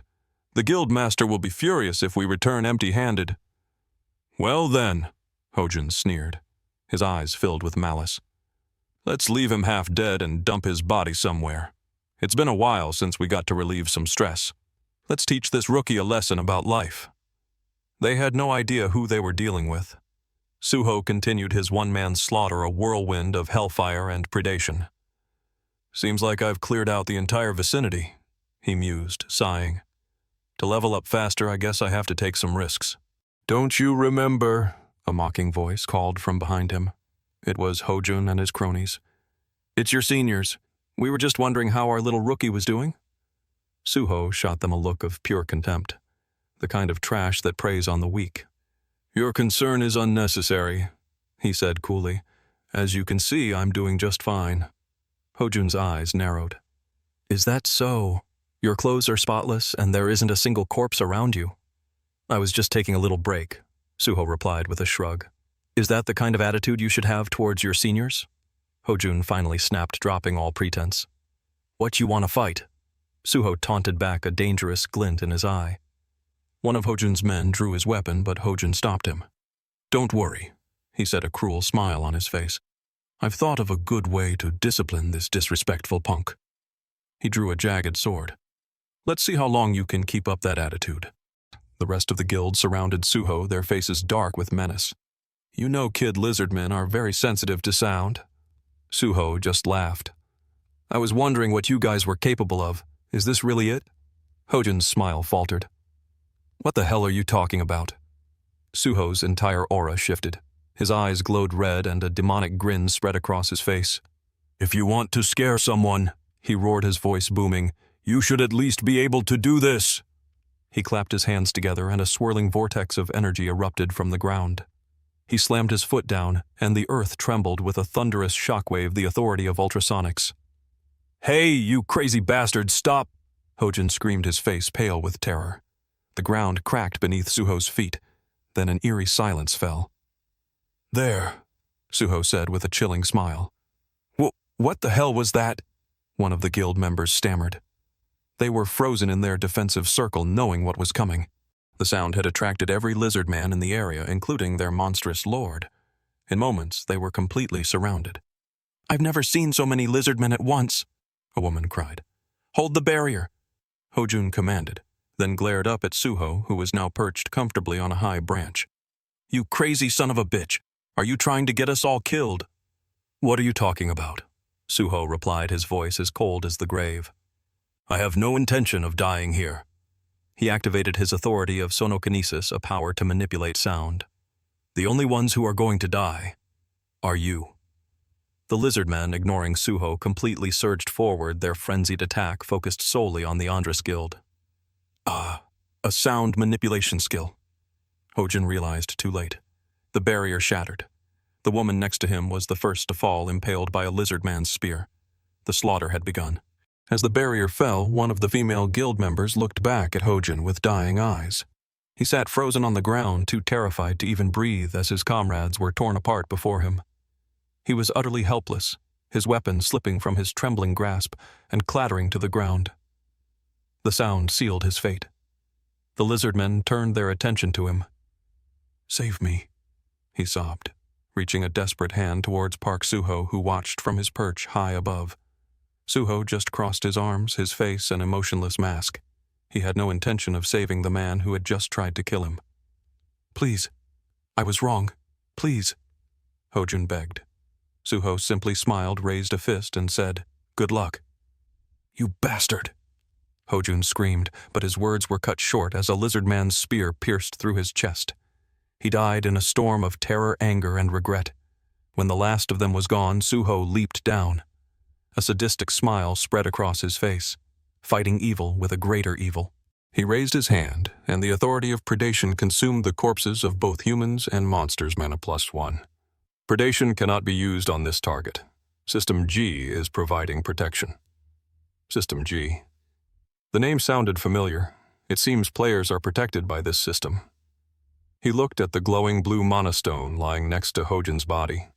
He could use predation on it, but he sighed and decided against it. My own mana is what's most important right now. Mana has reached 30. He felt a surge of power. It wasn't just the quantity of his mana that had increased. The quality was on a different level. A vibrant red flame erupted from his hand, far more powerful than before.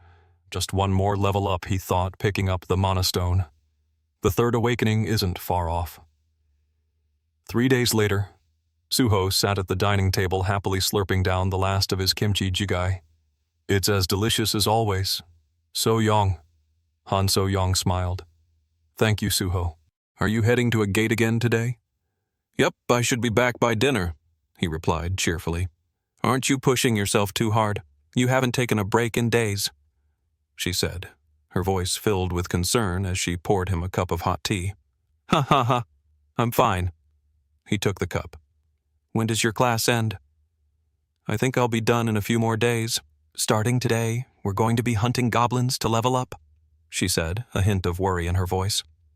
I don't know if I'll do well, but I want to get my second awakening soon too. I'm sure you will, he reassured her. Her smile returned as bright as a flower, an angel, he thought, for the 100th time. Oh, I almost forgot, she exclaimed. I heard a rumor about the gate you're going to. They say there's a high ranker lurking around pretending to be weak and attacking other players. It might just be a rumor, but please be careful, Suho. Her words stuck with him. A high ranker in disguise. Could it have started from that Andress bastard? He had made sure there were no witnesses. The guild members had all been killed by the lizard men. If the rumor is about me, then I have nothing to worry about, but I should still be prepared. At that moment, a notification appeared. You have reached level 20. The third awakening has been activated. He felt his magic surge to an entirely new level. Let's see. He conjured a fireball, and a massive blazing orb appeared before him. Just as I thought. With each awakening, the seal on my mana gate weakens, and more of my original demonic power flows out. Deep within the ethereal jaws of his predation demon, a mana stone glowed a black streak running through its core. It's almost as valuable as a monster's soul itself. With this, I can double my absorption speed. He spent some more time in the forest testing his new abilities. Using the authority of the sky, he soared high above the trees. I still haven't met the lizardmen boss yet. I'd like to absorb a higher quality mana stone. Suddenly he heard voices below. Hey, what are you doing? He recognized the voice immediately. It was Tessu. He was standing protectively in front of another player, confronting 2 others. Why? Tessu roared, his body covered in wounds. Why did you attack my party member? Suho recognized the injured player on the ground. Isn't that the guy who was always looking for a party? So Tessu had taken him in. The 2 attackers, a man with green hair and another with red, sneered. He's just a weakling. He was slowing us down. So the rumors were true. Suho thought, relieved it wasn't about him. These must be the player killers. Shut up and do as we say, the red-haired man shouted, lunging at Tessu. Tessu blocked the attack with his shield, but he was clearly outmatched. The final confrontation was brutal, but what happened next was inevitable. When Suho finally revealed himself, it was not as a savior, but as a judge. The player killers, arrogant and cruel, had no idea they had just sealed their own fates. Back at the chicken restaurant, the atmosphere was light and joyful. More delicious than my kimchi jigai, So Yong teased again, a playful glint in her eyes. Suho paused, considered it seriously, and then declared with unwavering conviction, "Even so, I like your kimchi jjigae more."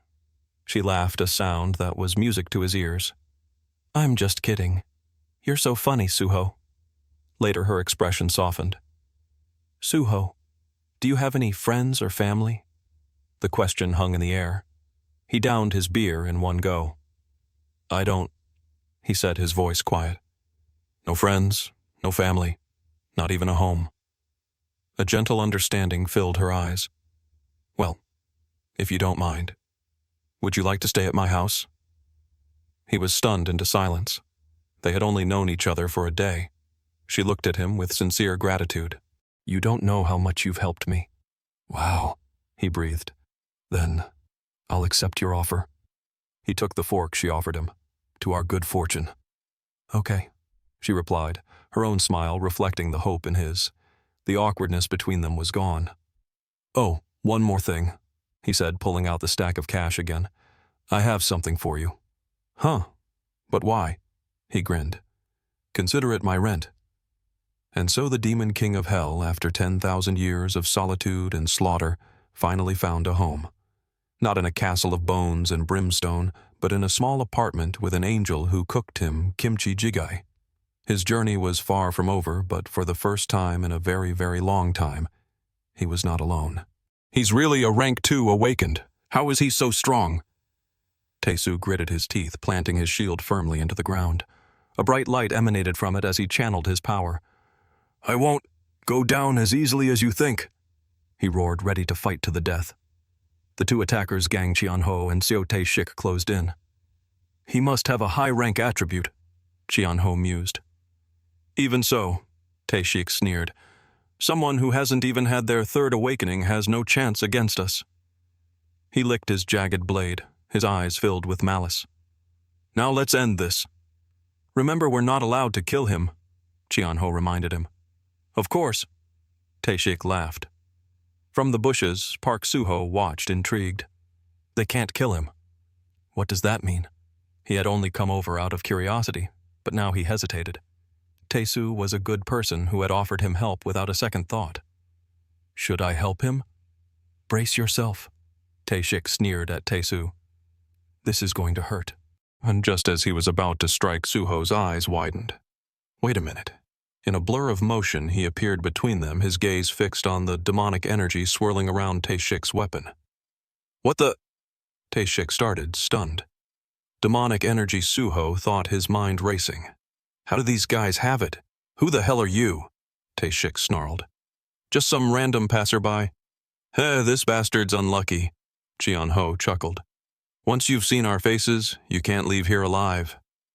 Tessu's eyes widened in horror. "Mr. Suho," ignoring Tessu, the attackers plotted. "Our quota is already full with those two. No reason to keep this one alive, right?" "Run, Mr. Suho!" Tessu yelled.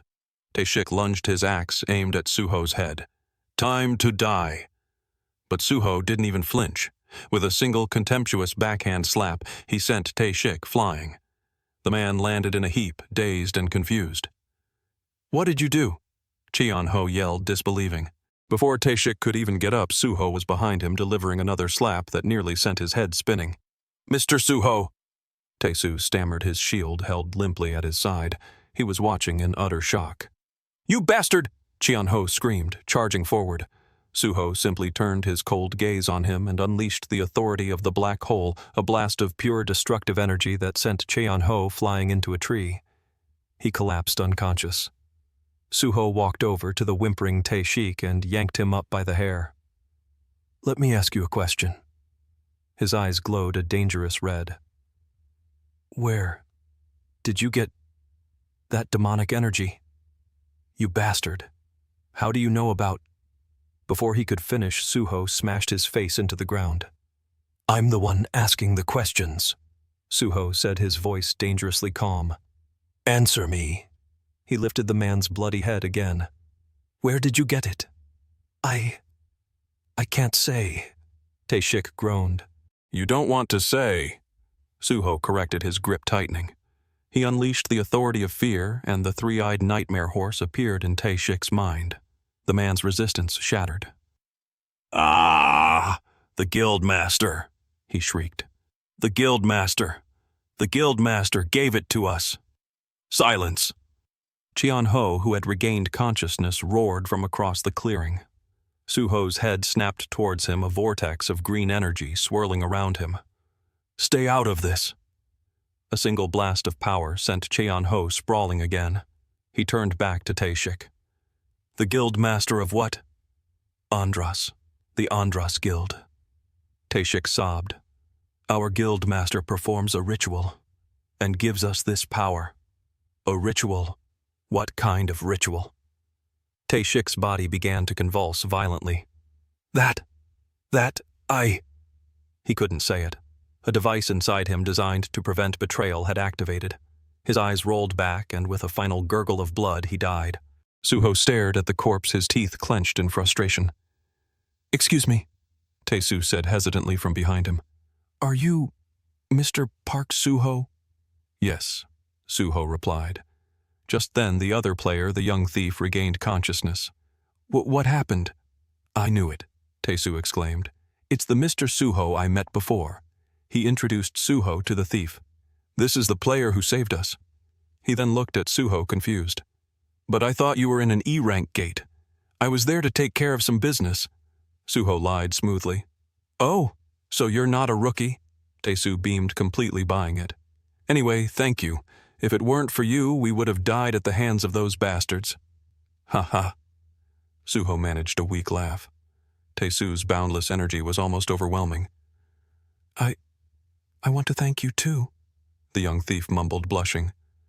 I can't believe we met again like this. Tessu continued. And you're a high-ranking player too. I'll definitely repay this favor. He pulled out his phone. Those Andress bastards have a terrible reputation. I have to report this immediately. The Hwarang Corps needs to know about this.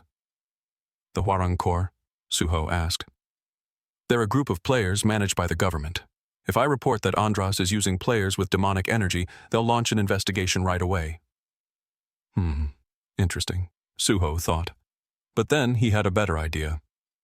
Tessu, he said, stopping him. Don't report what happened here. Not yet. Huh. But why? Suho crossed his arms, his expression unreadable. The Andress Guild. I will deal with them myself. Tessu was stunned silent. If he hadn't just witnessed Suho's power firsthand, he would have thought the man was insane. But he had seen it. If that is what you request, then I understand. What happened next, Suho did not expect. Tessu dropped to one knee. I Kang Tessu, he declared, his eyes burning with conviction. Pledge my loyalty to you. I will aid you on your journey to make the Andress Guild pay for their crimes. Suho was completely flabbergasted. What? We will punish them for their evil deeds. Tessu vowed, completely oblivious to Suho's confusion. What is he even talking about? Suho thought, bewildered, as his very first subordinate, whether he wanted one or not, pledged his undying allegiance. His quest for a quiet life was officially over. He kept talking, completely lost in his own world. That kind of heroism? It's like something out of a movie. I love it. I love movies too. Park Suho couldn't get a word in edgewise. This isn't right at all, he thought, exasperated. Then Tessu slammed his fist on the ground. I, Kang Tessu, have been humbled by your heroism. In the sun-dappled forest, he knelt before Suho as if before a god, his head bowed in reverence. I must repay you. I want to join you on your journey and repay my debt along the way. Suho was speechless, sweat dripping down his face. What is happening? The man's zealous loyalty was eerily familiar. He was just like Balam. The resemblance was uncanny. At that moment, the young thief also bowed deeply. I I want to thank you as well. I know I'm just a dakbong right now, but I swear I'll find a way to repay you. A dakbong? Suho asked, confused. It means shut up and get bandaged. The thief explained, his eyes welling up with tears of self-pity. Thieves are known for not being able to take a hit. The term was created because no one would let us join their parties. This is our fate. Suho felt a pang of sympathy. So that's what it means. No wonder no one would take him. Tessu clapped a reassuring hand on the thief's shoulder. If you want to repay him, why don't we form a party right now? For whose benefit? Suho thought, exasperated. The thief, filled with a newfound determination, beat his chest. I'm grateful, but I can't do anything right now. I was defeated and became a burden. I want to become stronger so I can be of use to you both. I'll see you again. With a final deep bow, he turned to leave. What a noble attitude, Tessu exclaimed. The courage to train harder to repay others. It's truly admirable. These guys are insane, Suho thought, waving awkwardly as the thief departed. Well, it's good to have someone indebted to me, I guess. But what do I do with this guy? He turned to Tessu. Tessu, what's your level? I'm level 12. I just had my second awakening not long ago. What was your initial skill rank? My first awakening was C rank, so I leveled up by hunting, Tessu replied proudly. My second awakening skill is A rank. A rank. Suho was impressed. This guy has more potential than I thought. Then why not join a guild? You could get into any guild you want. I was wondering which one to join, Tessu admitted. But now I don't need to. The manly Kang Tessu has decided to follow you, Suho. He gave a hearty laugh and a thumbs up. He's just like Balam, Suho thought, with a mixture of amusement and dread. But he saw the potential. A player who gets a high rank in their second awakening is likely to have powerful skills in their third and fourth. Come to think of it, So Yong will have her second awakening soon too. All right, Suho decided. From now on, I'll take you in. Woohoo! Tessu cheered. Thank you, Suho. Let's exchange numbers. If you ever need my help, I'll be there in a flash. They exchanged contact information. Actually, there is something I need you to do. Just say the word, Tessu said, leaning in with sparkling eyes. Get back, you're making me tired. Suho sighed. In a few days, an acquaintance of mine will complete her basic training. I want you to form a party with her and level up together. May I ask what her class is? She's a healer. Then I'd be happy to. Tessu grinned. It's easy to find damage dealers, so I'll try to build a strong team. Good. I'll contact you later. As Suho turned to leave, Tessu asked, Are you going to the Andress Guild now? Suho grunted. He glanced over at Cheonho's body, which was slumped against a tree. The man's eyes fluttered open. You're awake, Suho asked, grabbing him by the collar. I have some questions for you. It would be best not to lie. He pressed a finger to the man's neck. Nod, if you understand. Cheonho nodded frantically. What's your name? Ji Gang Cheonho. A little while ago, Suho said, his voice cold. You said you needed to capture players alive and bring them back. Why? I don't remember. A fist slammed into his face, followed by a gut punch. Suho yanked him up by the hair. How about now? Do you remember? It's to offer them as a sacrifice, he blurted out. Sacrifice? Suho thought, disgusted. There are more lunatics in this world than I thought. He smirked, an idea forming in his mind. He leaned in close to the terrified Cheonho. I have a little favor to ask of you. In a dark alley, lit only by the faint glow of neon signs, a battered Cheonho dragged a large suitcase. A figure with long white hair stepped out of the shadows, shining a flashlight in his face. Your gang, Cheonho. You and Tae-shik went to hunt for sacrifices. Why did it take you so long? Your face? What happened? Where's Tae-shik? Tae-shik is dead. Cheonho stammered, his face a mask of fear. Just take the sacrifice and let me go. Dead. In a D-rank dungeon. You expect me to believe that? It's true. There was a high-ranking player. It's a long story. Tae-shik and I barely managed to take him down. He pushed the suitcase forward. I brought the bastard here as a sacrifice. He's still breathing. The white-haired man opened the case. Inside, a bruised and unconscious Park Soo-ho lay curled up. He's not in bad shape. But you're acting strange. Tae-shik's death. It's complicated, Cheon-ho mumbled. Complicated. The fewer people, the better, the man sneered. Now that Tae-shik is dead, his share of the divine power will go to you. Did you kill him yourself, you greedy bastard? Shut up, Cheon-ho snapped. Just take the sacrifice and do what you want. I'm leaving. He turned and fled, leaving the man puzzled. Deep within the Andress Guild's hidden sanctuary, black-robed figures bowed in reverence. The white-haired man entered. Guildmaster, he said, I have returned. You're late, the guildmaster's voice boomed. We were delayed by a high-ranking player. Seo Tae-shik died in the line of duty. And the sacrifice. Right here. He presented the suitcase. Bring it here, quickly. We don't have much time. The suitcase was opened and Park Soo-ho was carried to a stone altar. The cultists began to chant. Immortal and eternal, the great Andress. The curse of the great Andress. The power of the great Andress. The guildmaster watched with satisfaction. Everything is going according to plan. Grant us your divine power, the cultists roared. As Park Soo-ho lay upon the altar, a faint, almost imperceptible smile touched his lips. The hunters had just delivered the prey directly into the heart of the lion's den. Their ritual was about to begin, but it would not be the one they expected. It would be a ritual of slaughter presided over by the one true king of demons. "O great Andress, grant us your power," the guildmaster sneered. Of course they all crave power, and with demonic energy I can satisfy that hunger. The deluded cultists chanted on, "The power to rule the world, O great god of flame." Removing his mask to reveal a grotesque face, his eyes shot with blood-red veins, the guildmaster announced, "Now let the ritual begin." He ordered his followers to prepare the mana stones. As one of them opened a chest filled with gleaming gems, the master watched with a twisted smile. The more they desire it, the more my body, my heart, and my power will become demonic.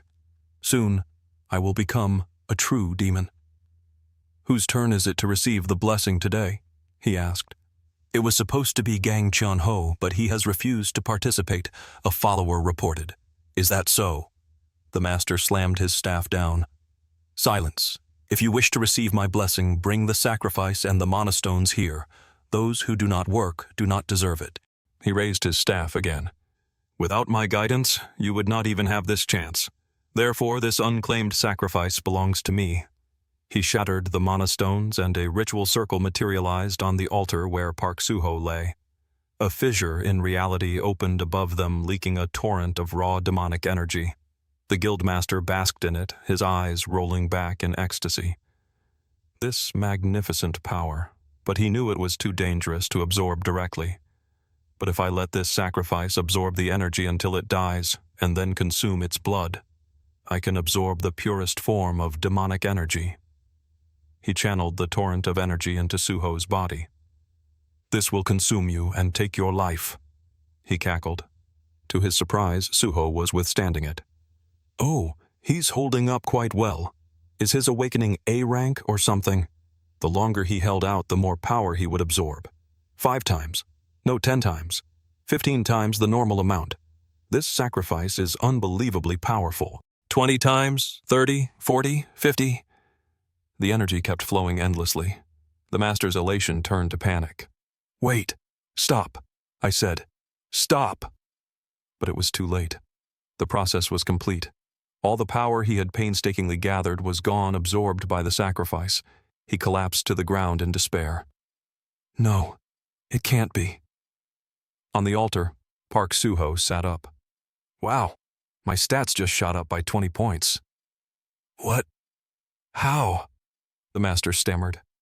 Soo-ho turned to him with a friendly, almost innocent smile. "Hey, this ritual. Could you do it for me one more time?" the guildmaster snapped. "You bastard!" He launched a fireball at Soo-ho, who dodged it with effortless grace. "Not bad," Soo-ho commented, as the fireball exploded against the altar. The master unleashed a volley of fireballs, but Soo-ho, now clad in a suit of demonic armor, thanks to his authority of the iron wall, was completely unharmed. Having demonic power is pretty convenient, he remarked. What are you standing there for? Attack him! The master shrieked at his followers. They charged, but Suho dispatched them with contemptuous ease, his arm blade a blur of motion. The flames of hell! The master Jodongjin roared, conjuring his own flames. I don't know how you can use demonic energy, but you'll never defeat my... He froze. Before him, Suho had conjured a fireball 100 times larger than his own. Jodongjin's bravado evaporated, replaced by pure terror. What? What is that? No, this is impossible. He extinguished his own flames and dropped to his knees. Oh, it is the true form of the great Andress, he wailed. I have been waiting for your descent for so long. You are our king, our god, our salvation. The other cultists stared in confusion. Should I play along? Suho thought. He let out a booming laugh. Kuhaha. So you finally recognize me. I am the great Andress you spoke of, the king of flame, the lord of hell, and the sovereign of myriad demons. All hail the sovereign of myriad demons. I greet the great king of flame. Jodongjin sobbed, prostrating himself. Good, Suho commanded. Tell your underlings to leave. I wish to speak with you alone. Seated on the altar, Suho looked down at the groveling man. What is your name? I am Jodongjin. All right, Jodongjin. I have some questions for you. He leaned forward. Let's stop this charade. You know I'm not Andress. Jodongjin's eyes widened in fear. Then who are you? Suho grabbed him by the collar. You are not to ask questions. You are only to answer them. Understand? Jodongjin nodded frantically. How did you do this? How did you learn to create a rift with mana from mana stones? I learned it after I heard the sermon. Sermon. Yes. One day a man in a demon mask approached me. He said I could achieve eternal life if I followed the demonic cult. Suho slammed him to the ground. You fool. How could you believe a stranger like that? He was too strong, Jodongjin cried. He overwhelmed my entire guild in an instant and gave us a choice, follow him or die. We had no other option. Where is this masked bastard now? I don't know, I haven't seen him since that day. We receive our orders through letters. Suho sighed. This was getting complicated. The demonic cult. They're not a recognized faction, but they know how to drive people insane. They can't be underestimated. The letters containing the orders. Give them to me. Jodongjin handed him a single letter. Suho opened it. It read, accept the demonic power and become a demon. Recruit as many players as possible. He fell silent for a long moment, staring at the words. Then he looked at Jodongjin, a final question on his lips. Were you the only one who received the sermon? Jodongjin shook his head. I'm not sure. I haven't met any others. He can't be the only one, Park Suho thought. Unless they're complete fools, they wouldn't bet their entire plan on a single pawn like Jodongjin. He grabbed the man by the collar. Those bastards. They dare to turn this place into another hell. He stared into Jodongjin's terrified eyes. I'm going to tell you 3 things. Listen carefully. First, investigate the demonic cult. Second, never perform this ritual again. And third, he said, his voice a low growl, keep what happened between us a secret. Remember that. Yes, I understand. Jodongjin sobbed, a pathetic mess of tears and snot. Now get out of my sight. As the man scrambled away, Suho pondered his next move. Even if I stop this, the trouble caused by the Andress Guild is already a headache. The government must be watching them closely. They'll start investigating the demonic cult's activities, and that could lead them to me. He snapped Jodongjin's staff in 2. But it's worth investigating these guys. I used the authority of fear, so no information should leak out. Once they achieve their goal, I'll withdraw. He let out a long sigh. Today was more tiring than I thought. Time to rest. He returned home, a bright smile on his face. So Yong, I'm back. Suho, she cried out, her voice laced with worry. That's what I should be asking you. You were in the gate for so long and you didn't contact me. You didn't even answer your phone. He checked his phone and saw 22 missed calls from her. Oh, geez, he said, scratching his head sheepishly. I'm sorry. Something unexpected came up, but I'm fine. She let out a breath of relief. I was so worried something bad had happened. Thank you for worrying about me, he said gently. I promise I'll contact you next time. She blushed. I'll be waiting. Now that you're back, I should start dinner. Before he could say anything, she guessed kimchi jigai. His face lit up like he'd won the lottery. Of course. I knew it. I've already got it simmering with pork, she said with a cheerful smile. He clasped his hands together, moved to tears. You cook me a delicious meal every night. Thank you so much. It's nothing, she said, tying on her apron. Actually, I had my second awakening while hunting today. It's my turn to repay you. What? You had your second awakening? She puffed out her chest with pride. Heh. Listen up, Suho. It's B rank, and I got a special ability called Blessing of Light. Whoa! He clapped, genuinely impressed. With her high-rank healing ability and Tessu's A-rank skill, they'll make an amazing team. They'll be much stronger than other parties. Has any guild scouted you yet? Lots, she replied happily. So which one are you planning to join? Actually, she said softly. I don't intend to join any guild. I want to help you, Suho. An angel, he thought, his heart swelling. But he had to be practical. So Yong, while it's true you've awakened with a high-rank ability, I don't think you should join me. She stopped stirring the pot, her shoulders slumping. To be blunt, you wouldn't be much help to me right now. Her face fell. I see. It might be possible later, but not now, he thought. I'm much stronger than others at my level. If I form a party now, I won't be able to gain as much experience or challenge myself in big fights. I know a tank with an A-rank ability, he told her. I think you should team up with him for now and level up while gaining combat experience. That's what's most important for you.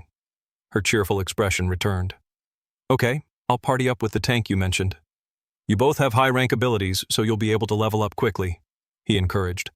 Yes, I'll level up as fast as I can to join you, Suho. It won't be long, he promised. Until then, I'll support you whenever you need. Thank you, Suho, she said, touched. That's right, he thought, propping his chin on his hand.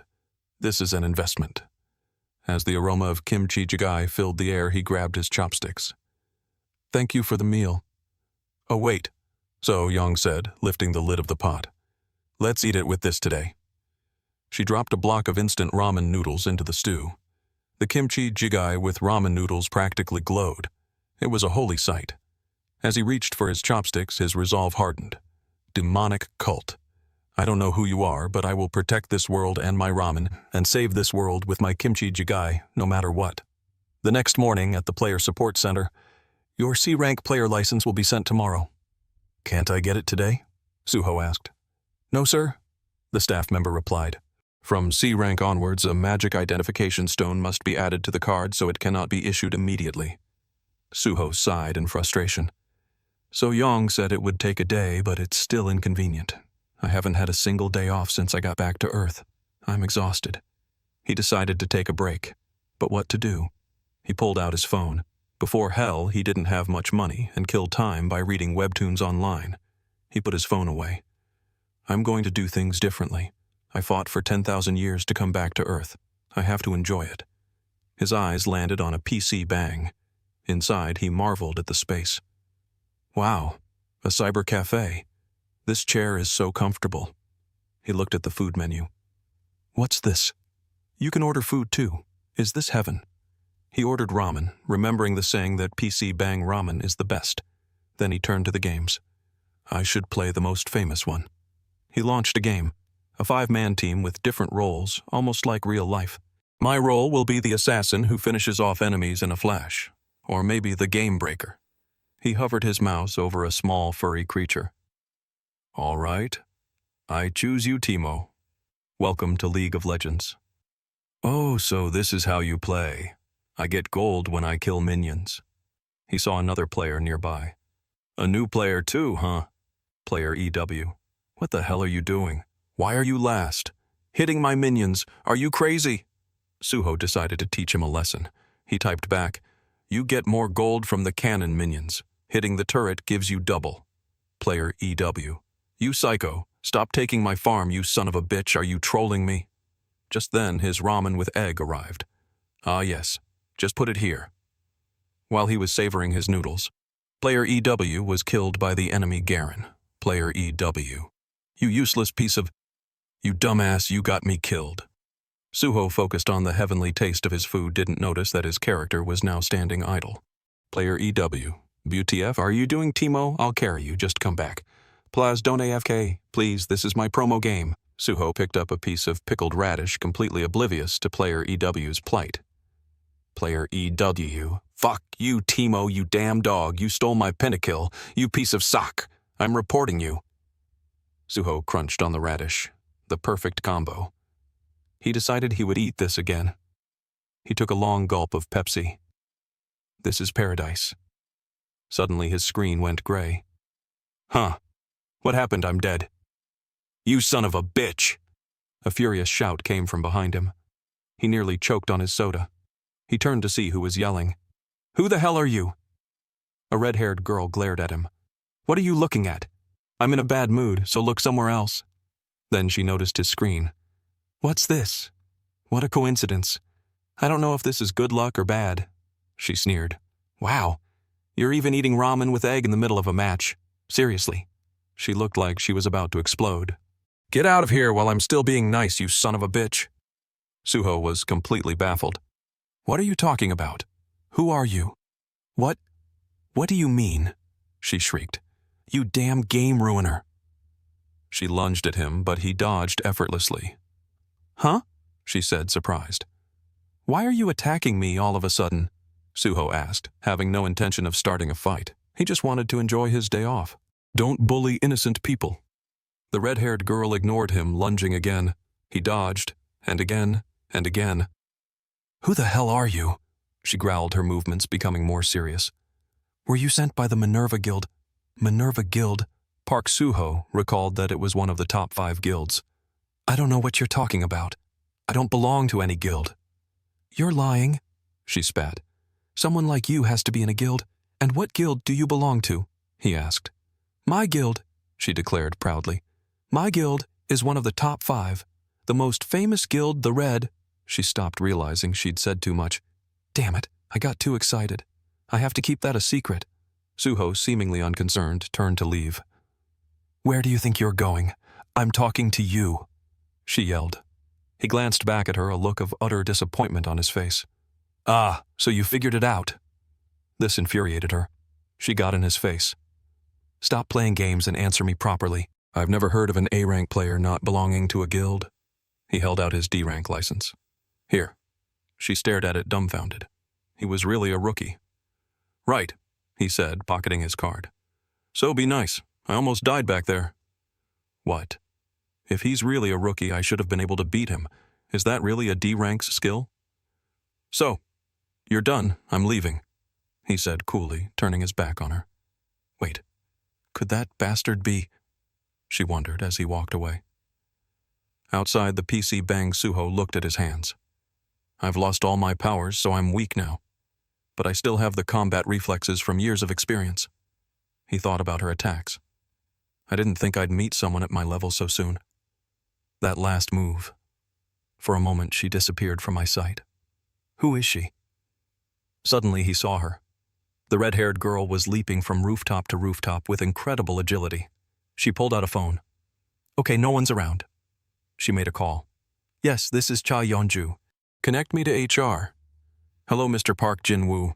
I need you to investigate something important. You mean a cultist? The man on the other end exclaimed. Maybe not, she said. He's hiding his identity and seems very suspicious. I checked his player card. His name is Park Suho, and it says he's a D-rank player. A D-rank player? That means he wouldn't have a mana-imprinted device, making it much easier to forge than a C-rank card. But if he is a cultist... He's not at the level of just killing same-level players, she explained. He's skilled enough to predict my moves.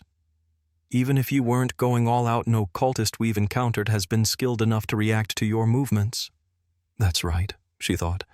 I've investigated the cult deeply, but no one has ever been able to keep up with me.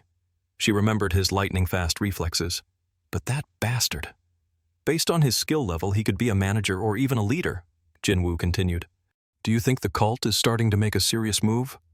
We can't ignore that possibility, Yeonju said, punching a wall. Find out more about him, quickly. As she hung up, she looked at the button she had snatched from Suho's shirt. Whether he's part of the cult or not is still unclear. Meanwhile, Suho noticed his missing button. I guess I didn't completely dodge it after all. Both were left thinking the same thing. That bastard is stronger than me. If he's really a D-rank player and can fight like that simply because of talent, then I can't. Yeonju thought, clenching her fist. I thought I was finally getting a break. Suho sighed, looking back at the PC bang. Looks like I'll have to head to a C-rank gate as soon as I get my card. As long as he exists, there's no guarantee I can maintain my position as a high-ranking player. To prepare for the future, I must become stronger. Back inside the PC bang, Yeonju looked at her game screen. She had been demoted to bronze.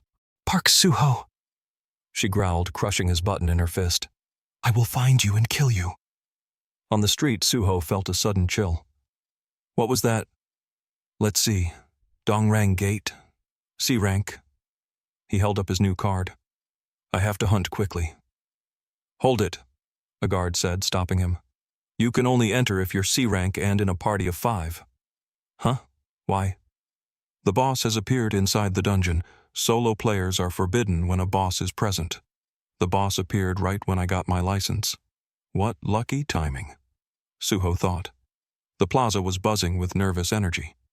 The boss is here today. Are you crazy? How can we beat the boss? Maybe we should just form parties for today. A C-rank gate is different, Suho observed. The gear is better and the security is tighter. This is the biggest problem. If I want to clear the dungeon myself, I have to go in alone. What should I do? He noticed a confident group of players. All right, let's go take the boss's head. That 1,000,000 won is ours. Most other players, however, were terrified. What should we do? I'm not confident at all. Let's just skip hunting today. Or should we just go for it? Amidst the fear, hesitation, and anticipation, Suho smiled a wicked smile. Then a little bit of madness would be fun. He approached a group of players. 1,000,000 won is a lot of money, and it's been a while since I was a D rank, a blonde player was saying. Suho placed a hand on his shoulder, subtly channeling his power. Humans just need a little push, just a little, and that's enough to influence them. The authority of hysteria flowed through the man. Suddenly the blonde player's eyes blazed with a manic energy. Hey, why are we like this? He yelled. His comrades looked at him confused. In middle school and high school, we were always beaten up by bullies, he screamed, remembering the humiliation. We could only imagine tearing them apart in our minds. It was hell. But then the gates opened and I thought my dream had come true. I finally had power. I didn't have to grovel like an insect anymore. But what is this? Why are we cowering because of some monsters? He's right, another player shouted, his face red with rage. Why are we always so scared? We just need to kill them all. I won't forgive the bastards who killed my sister. A girl screamed. I'll kill them all. A wave of madness swept through the crowd. I'll kill them all and take the reward for everything I've suffered. That's right. We can't stay in these low-level dungeons forever. A man with a long scar across his eye, who had been hesitant before now, roared with a newfound determination. He's right. I'm tired of living like this, monster or not. I'll make anyone who looks down on me kneel before me. The entire plaza erupted in a deafening roar of pure, unadulterated battle lust. I'll kill all these monsters. I can't take it anymore. Damn those chos. Let's destroy them. Let's go behead the boss. The guards standing before the gate watched this scene bewildered. What's wrong with them? Why are they suddenly screaming like that? A blonde-haired player rushed forward and showed the guards his player card. He couldn't wait any longer and shouted, "Hey, open the gate quickly!" which made the guards swallow nervously. He was followed by other players who seemed to be going into a frenzy as they approached the gate with unprecedented fervor. Yeah, let's kill the boss. Open the gate. The guard was flustered. What's gotten into them? I've never seen anything like this. While he was confused and trying to report to the Internal Affairs Department that a large crowd of players was gathering at the C-rank gate, Park Suho had already quickly slipped inside. Good, very good. It's a beautiful sight when everyone unites, Suho thought to himself. A smirk formed on his face as he added, Of course I'll be taking all the rewards for myself. After that, he stepped through the gate. His feet landed on the hazy sands of a desert. As he walked, he thought, This is completely different from the swamp terrain before. It's so vast. He shielded his eyes from the glaring sun in the desert terrain and continued his thought. Finding the boss will be quite difficult in such a large space. Should I use the power of the sky? Suddenly, Suho looked at his status window. I see now. I think I can use this. He looked at his magic power stat, which was now over 50. It should be possible. So should I use it? He then leaped up onto a high cliff. He stopped, slammed his hand into the sand, and used the power of Astaroth. With this power, Suho could observe everything from a distance. He saw two monsters walking together. Information overload. There's too much. With his eyes glowing red, devoid of pupils, he continued to scan the area. He saw 3 more monsters. Let's see, over there. Suddenly he found it, the Cho chieftain he had been searching for. Excellent. After pinpointing the boss's location, Suho withdrew his hand and deactivated the power. There it is. He wiped the sweat from his forehead. But the chieftain has a lot of guards with it. Suho looked down at the players who were pouring into the gate full of confidence. Time for my 4th awakening. Oh ho, they're flooding in. Good, he whispered. Below the cliff, people were shouting, "Let's go behead the chieftain." Standing on the cliff, Suho considered his options. I can use them. He suddenly vanished, leaping from one cliff to another, formulating a plan. I'll use those players to deal with the minions, and I'll handle the chieftain myself. But first, I need to lure them out. Well, then let's begin the attack. With that thought, Suho used his power. He extended his hand and a spear materialized from the space in front of him. He then shifted his footing, drew back the spear, and with his eyes burning with killing intent, he threw it with all his might towards the chieftain. A notification appeared. The C-rank dungeon boss, the Cho chieftain, has been defeated. The Cho minions stared as their leader was killed. A spear pierced through its chest. They were stunned. You will now be awarded experience points. As the one with the greatest contribution to defeating the boss, your experience points will be tripled. You have leveled up 4 times. The final notification faded. Suho, hearing the announcements, was left speechless.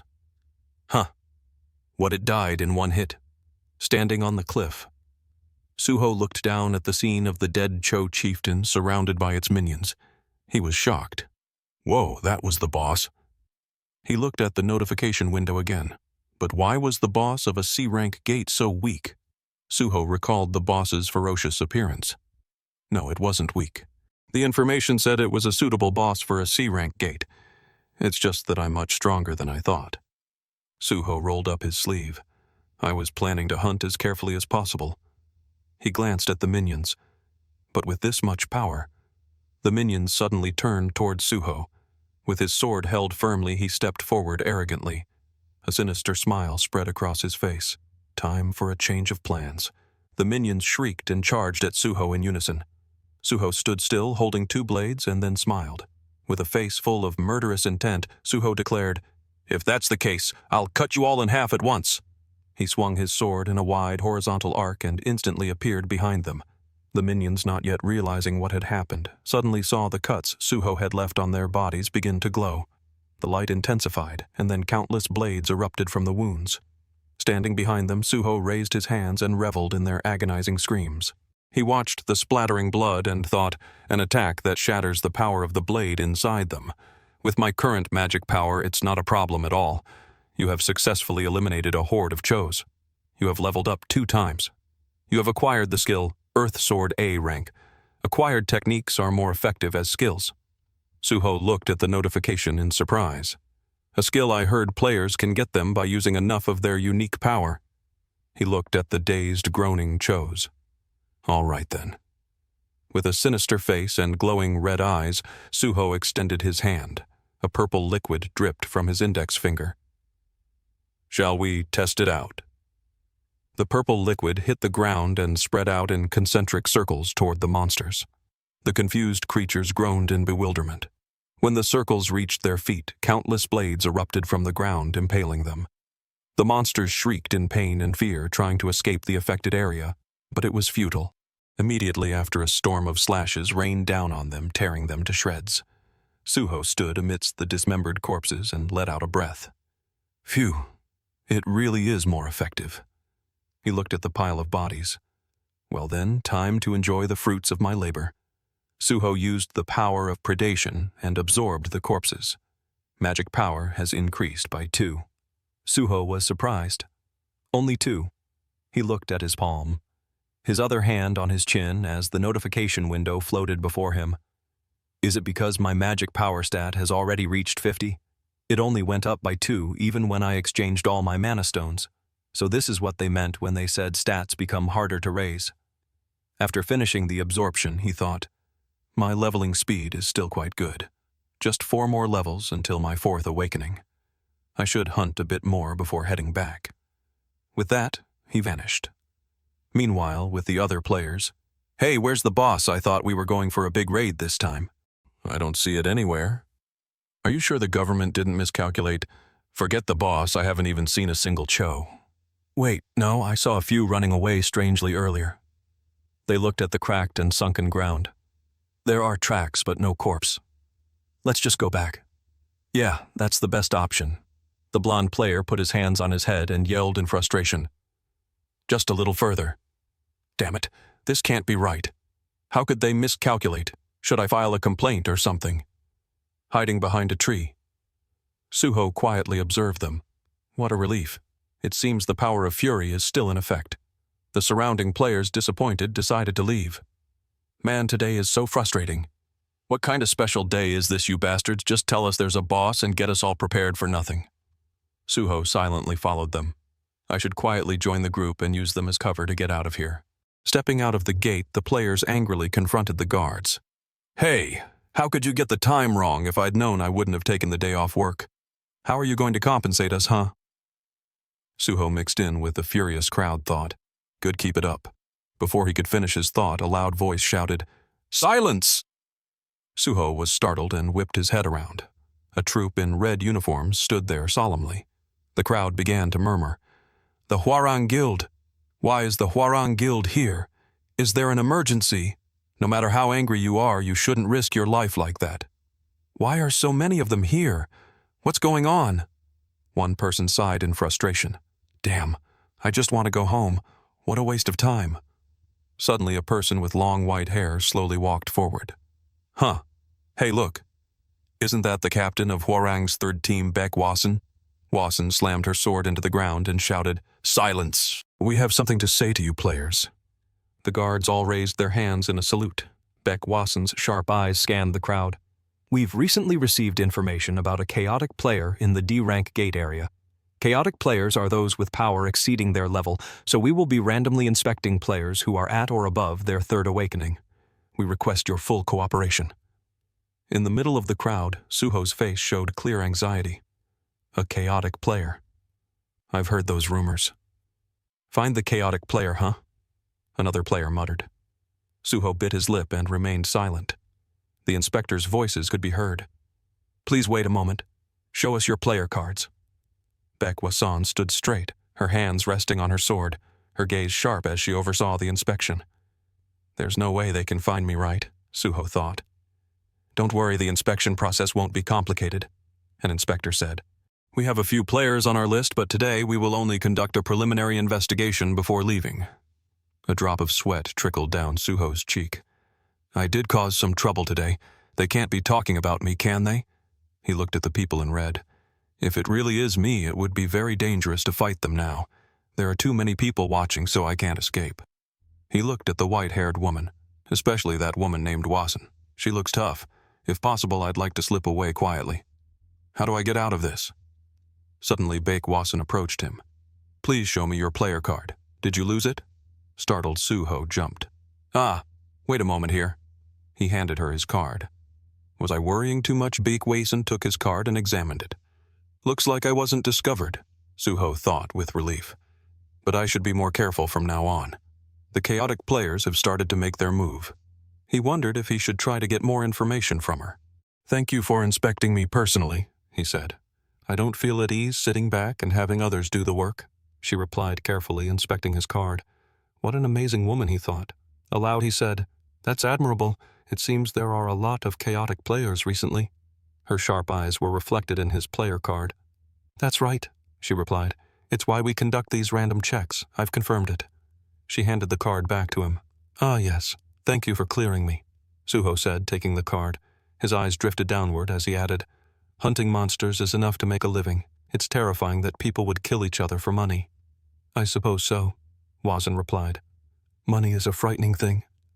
Hearing this, Suho narrowed his eyes and looked up at her. Exactly.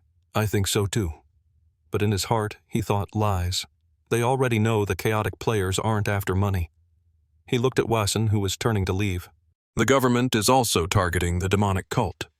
He suddenly called out to her. Could you tell me which chaotic players you're targeting? If I see them, I'll report it to the organization. Baekwoson smiled. Thank you for your offer, but please leave that to us. Protecting players is our duty. Suho laughed. Ha ha ha, of course. Wason advised him, It seems you only recently reached C rank. I understand the desire to enter higher rank gates, but it would be safer for you to level up gradually in D rank gates. Ah, I understand. Thank you, Suho replied. It's hard to find good people like you these days, Wason said with a smile. I hope to see more players like you in the future. Suho looked away and gave a forced laugh. Ha ha ha, thank you. If there were more players like me, it would be a huge problem, he thought. A secret investigation, huh? So the government is also investigating the demon worshippers. I should go home. He took out his phone and made a call. Tessu, do you want to meet up? A few days later at a cafe, Suho met with Tessu and Seola. Ah, it's nice to meet you, Tessu said cheerfully, extending his large hand toward Seola. You must be the healer he's always talking about, right? Seola looked up at Tessu, a bit flustered. Ah, yes. She shyly reached out to shake his hand. It's a pleasure to meet you. I'm Han Seola. Standing beside them, Suho saw Seola's expression, and his face flushed slightly. Tessu gave him a teasing, excited look. She's beautiful, Suho. Just stop staring, Suho replied coldly. Inside the cafe, Suho sat down and said, Anyway, Tessu, like I said, I'd like you to take Seola hunting in a D-rank gate. Of course, Tessu responded enthusiastically. I would have asked anyway, a healer with a B-rank trait. He then teased, Is my sister-in-law's only trait healing? At that both Suho and Seola blushed. Sister-in-law, Seola muttered. Tessu laughed heartily. Keike, no need to be shy. Tell me the details of your trait. Ah, yes, Seola said, still a bit shy but excited to explain. My trait is called Blessing of Light. Besides healing, I can also use buffs to increase strength, health, and dexterity. Tessu's expression was one of pure amazement. Oh, so you can heal and buff at the same time? Yes, Seola continued shyly. And though it's not very strong, I can also use some combat skills. Wow, that's incredible, Suho, Tessu exclaimed. A healer who can buff and handle enemies is extremely rare. Even big guilds like Hanun would recruit your sister-in-law immediately. Seola beamed. Ha ha, thank you, Tessu. Suho, sipping his lemonade, was inwardly astonished. Whoa, she's that good. He looked at Seola with a pleased expression. Sister-in-law, huh? I'm not going to deny that. But for now, I don't want to join any guild, Seola added. Heh, me neither, Tessu said cheerfully. He lifted his cup of Americano, downed it in one gulp, and said with satisfaction, Because from now on, I want to leave my mark on player history with my brother Suho here. That's not beer, you know, Suho commented on the way he drank. Tessu wiped his mouth. So refreshing. A hot Americano is the best, right, my brother? Suho gave him a judgmental look. Do you think you're drinking soup or something? He then calmly asked. So, have you thought of anyone else to complete a party? Of course I found 2 excellent people, Tessu replied. He thought about them for a moment. I heard they just had their second awakening. They're so talented, I always wondered why they hadn't joined a guild yet. I'm sure you'll like them. I'm great at judging people. Suho recalled the scene of Tessu being betrayed by his former comrades. A dark look crossed his face. Good at judging people, huh? I make mistakes sometimes, Tessu continued, but overall I'm pretty good. I met them when I was just starting out hunting goblins. They're trustworthy people. If it's okay with you, I'll introduce them to you tomorrow before we go hunting. Suho turned to Seola. That sounds good. What do you think, Miss Seola? Oh, Seola was a bit surprised. If they're your friends, Suho, then of course it's fine. Seola said shyly, I have to level up quickly so I can go with you, Suho. Suho's face also flushed red as he replied, Please take your time. Your safety is the most important thing. Seeing this from the side, Tessu became delighted. So sweet, so cute, my brother. Just stop staring, Suho replied. Tessu informed him, let's meet tomorrow in West Incheon. I'll send you the address. Huh, Suho asked. There's a D-rank gate nearby. Why do we have to go all the way there? Tessu explained. Haven't there been too many accidents at that gate? So this time I want to change our target to hunting chos at the West Incheon gate instead of lizard men. Oh ho, a newcomer fighting D-rank chos, Suho remarked with surprise. Yeah, they're stronger, so we'll get more levels. Plus they're easier to hunt since we don't have to be quiet like in the swamp, Tessu explained. Suho looked at Tessu and smiled. That's a good idea. He thought to himself, he's actually pretty smart. A subordinate like this is more than good enough. After finishing his lemonade, Suho stood up. All right, see you tomorrow then. You're leaving now? Tessu asked. Yeah, Suho replied. I have something to do today.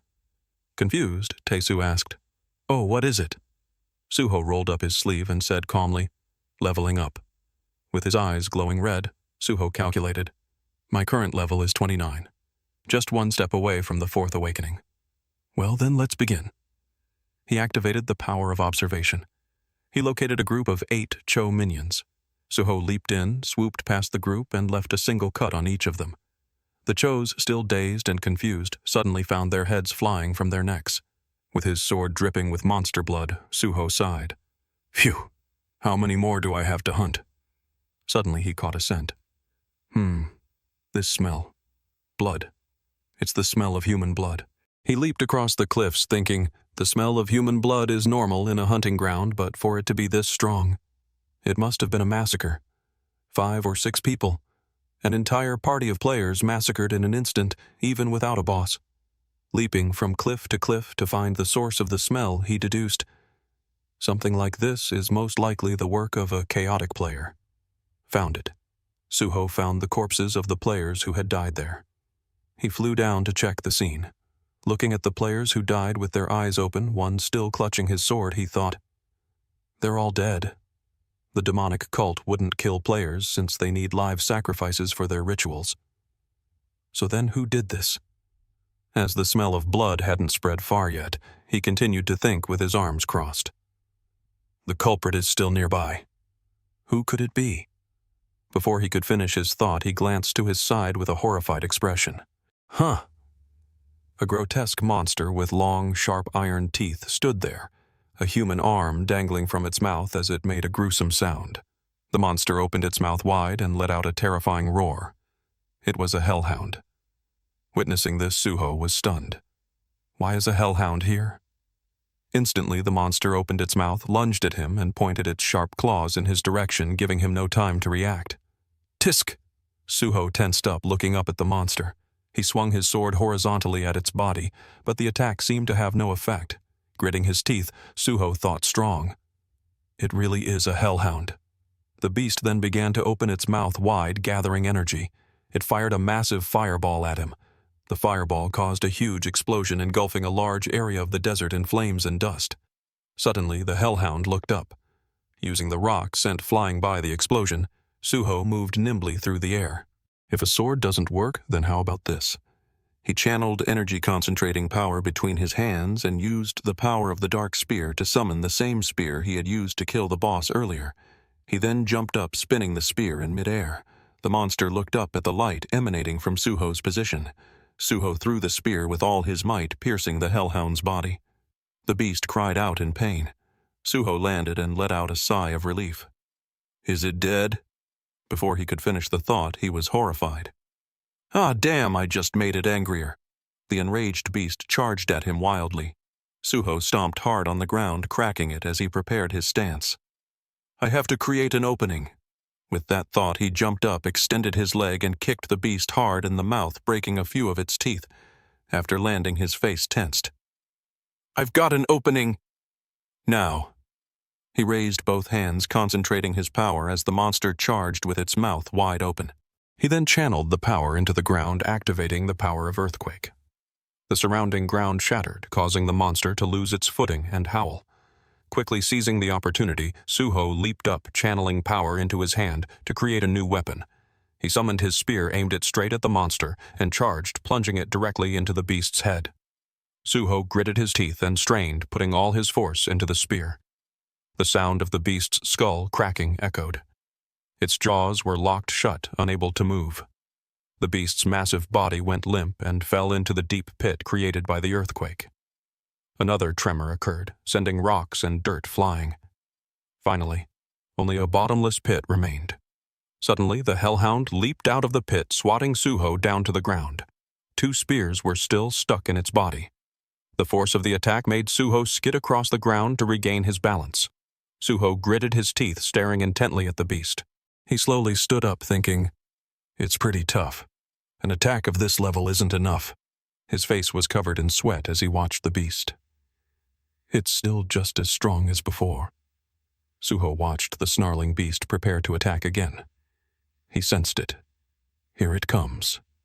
The beast's body began to crack open, revealing something glowing bright red that gradually enveloped it. In an instant, its body erupted into flames.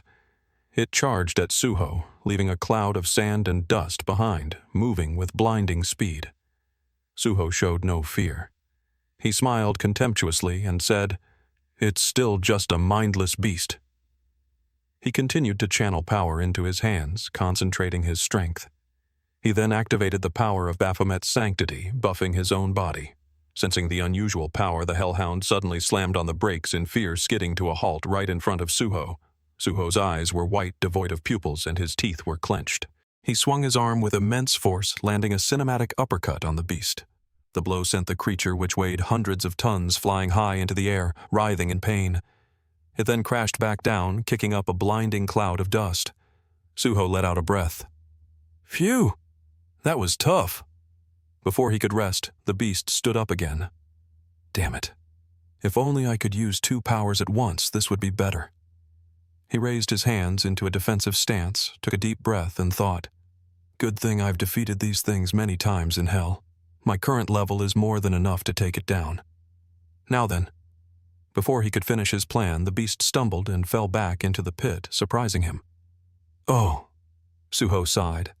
"Phew, what a pain." A notification appeared. "You have successfully eliminated a shard of the C-rank rift." Suho was surprised and glanced at the notification window. "Your EXP has increased. You have leveled up 5 times. As you have reached level 30, the 4th awakening will now commence. 4th awakening trait. Ruler of Magic, a rank. Effect. You can control magic power much more fluently and quickly. You can completely erase traces of your magic power on other beings." The system continued to display notifications after Suho defeated the monster. Final notification. You have defeated a C-rank shard of the rift. Standing next to the corpse of the monster he had just killed, Suho looked at the notification and wondered. A shard of the rift. He glanced down, thinking for a long moment. Now that I think about it, I've never heard of a rift core before. Does that mean hell is the rift? He looked at the monster's corpse, the spear he had thrown still embedded in it. Suho was alarmed. Wait a minute, how did these things get here? He stood there for a long time, his mind racing with possibilities. A vision of a happy hellhound surrounded by servants in hell flashed through his mind. He put a hand on his chin, pondering. Hellhounds aren't supposed to be able to use the weapons of the 7 princes of hell. No, first of all, what is this rift? Is it really just hell? Suho scratched his head and pointed a finger at the status window. Forget it. Thinking about things with no clues is just a waste of time. Let's check the rest of the notifications. He looked at the status window and sighed. There's so much. Suddenly, something caught his eye. Oh, what's this? As you have reached level 30, the 4th awakening will now commence. 4th awakening trait. Ruler of Magic, A rank. Effect. You can control magic power much more fluently and quickly. You can completely erase traces of your magic power on other beings. Looking at the text, Suho thought the fourth awakening is even an A rank. A smile spread across his face as he extended his hand towards the monster.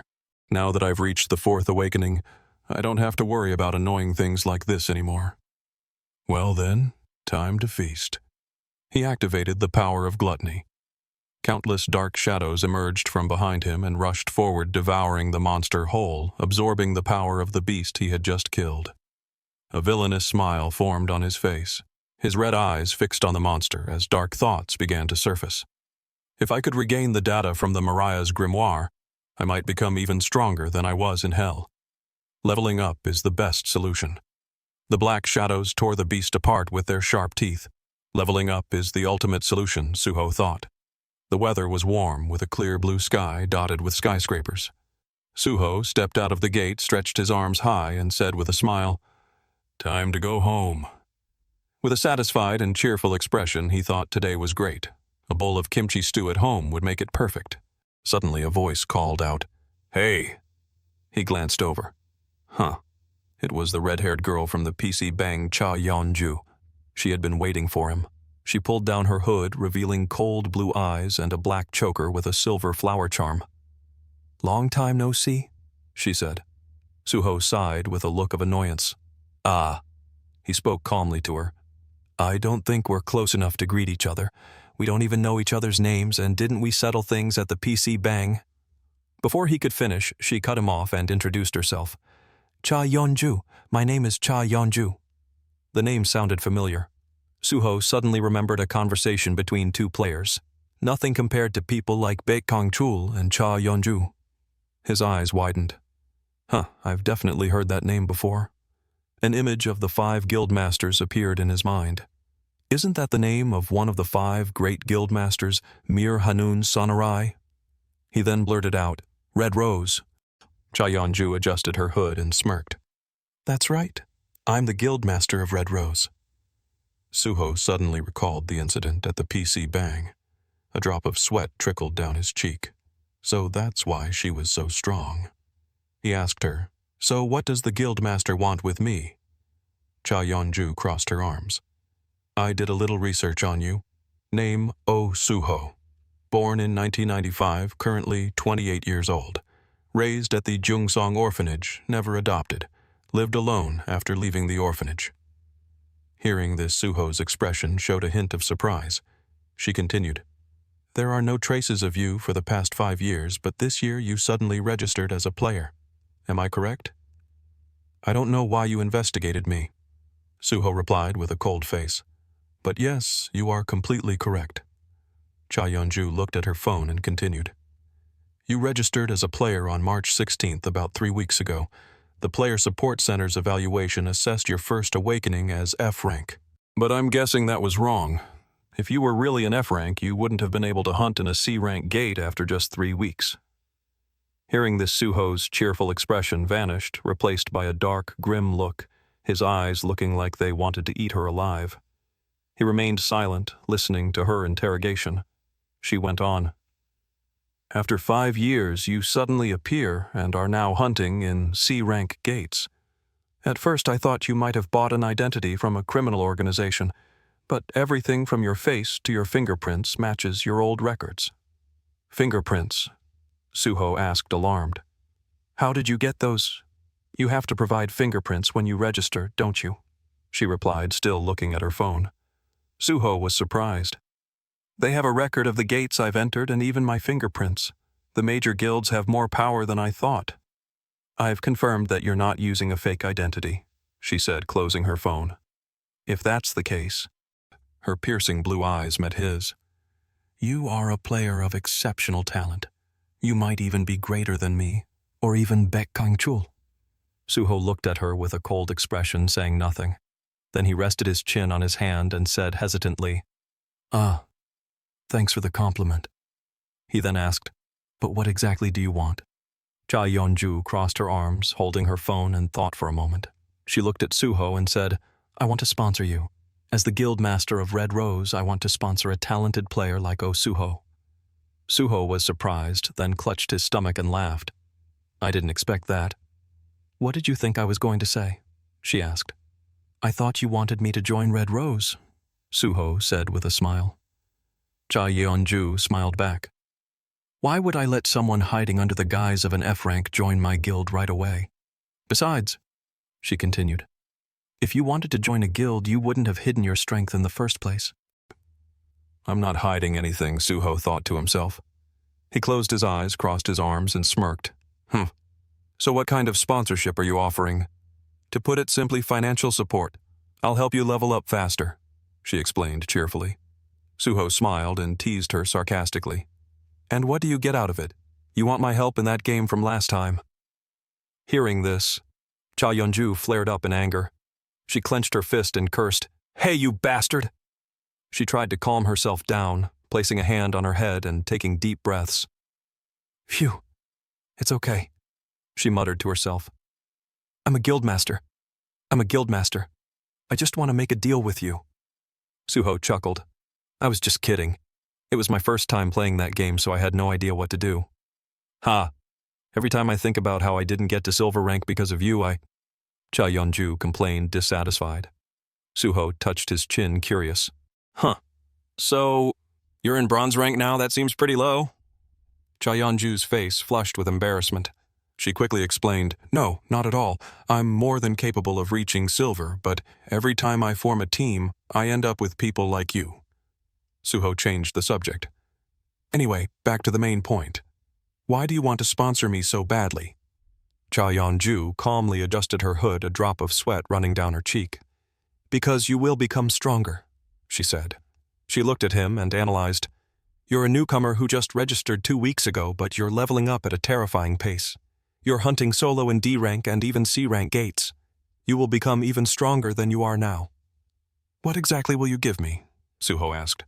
First, we will give you a temporary gate pass that allows you to enter gates up to A rank without any restrictions, she explained. Hearing this, a pleased smirk appeared on Suho's face. Oh, that sounds good. If you want to form a party, she continued, we will match you with guild members of your requested level. If you want to sell mana stones through us, we will reduce the tax as much as possible for you. Reduced taxes and party support. He thought to himself, this is great. We can also lend you equipment. Special grade weapons and above will require a deposit, but lower tier items can be borrowed for free. If necessary, we will also provide you with a house and a car. She continued listing the benefits. Hearing all this, he felt a bit wary. His face filled with suspicion. This is so generous, it's suspicious. What are you thinking? Cha Yeonju asked. This is an investment in the future. Suho crossed his arms, his expression still skeptical. Even so, this is a bit too much. She continued to explain, we won't just give you everything for free. The guild will also assign you many missions. When that time comes, I expect you to comply. Hearing this, Suho thought to himself, that means this guild has a lot of missions. They're probably sponsoring me to get my help with some of them. After thinking it over, he asked, Can you tell me more about the missions? Cha Yeonju replied coldly, No, not right now. He put a hand on the back of his neck, thinking, this is probably going to be a long story. Then he said to her, All right, I won't pry. He continued to think, if the missions are too unreasonable, I can probably still refuse. He extended his hand. All right, I accept your offer. As he spoke, a cunning smile spread across his face, revealing his canines. Cha Yeonju let out a sigh of relief. She smirked, smiled, and extended her hand.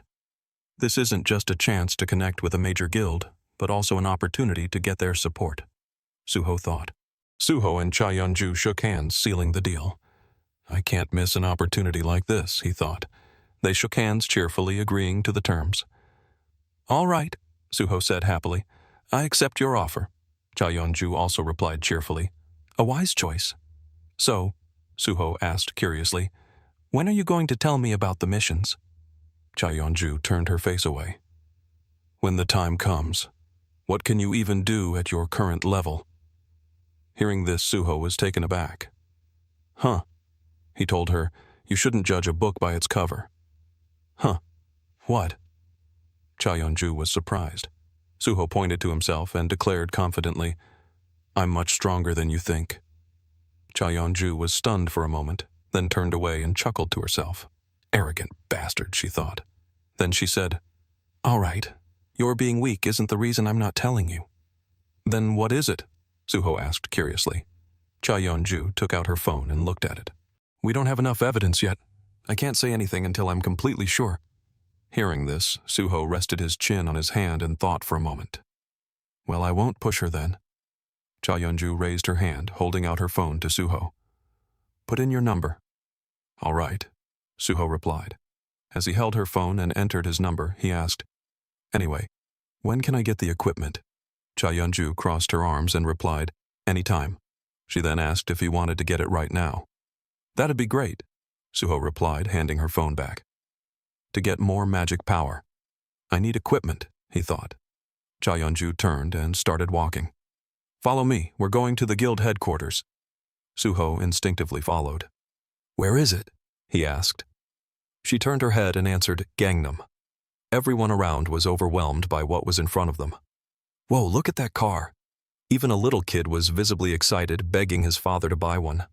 Dad, it looks so cool. Buy it, Dad. Yeah, Dad will work really hard.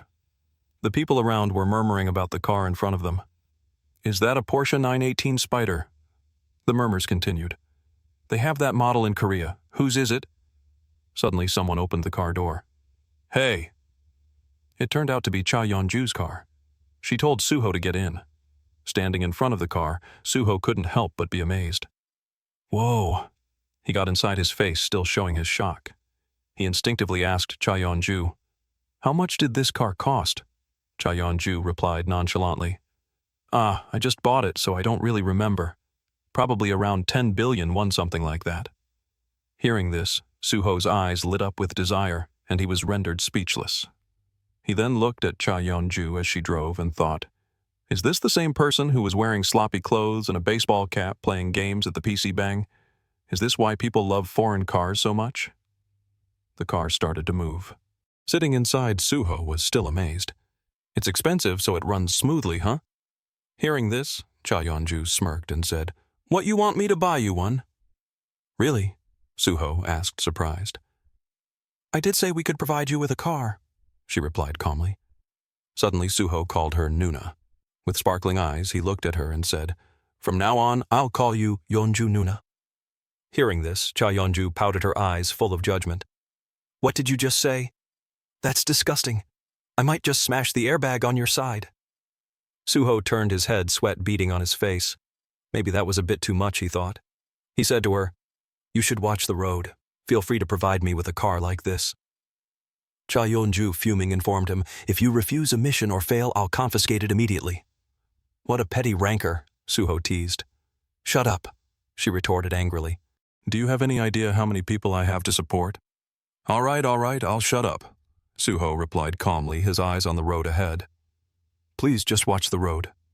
They stopped in front of a skyscraper with red-trimmed frames. Sunlight reflected off the glass panels, creating dazzling glints of light. We're here. This is the guild headquarters, Cha Yeon-ju announced. While Cha Yeon-ju was talking to a valet about the car keys, Suho looked up at the building with an astonished expression. This is insane. He looked up at the building and thought, It's as big as the Players' Support Center. Major guilds are this powerful. What are you doing? Cha Yeon-ju asked, telling him to come inside. It really was a wise decision to ally myself with a major guild, Suho thought as he entered the building. Inside, 2 people were already waiting. A man with long, light brown hair and glasses said, You're here. He extended his hand in greeting.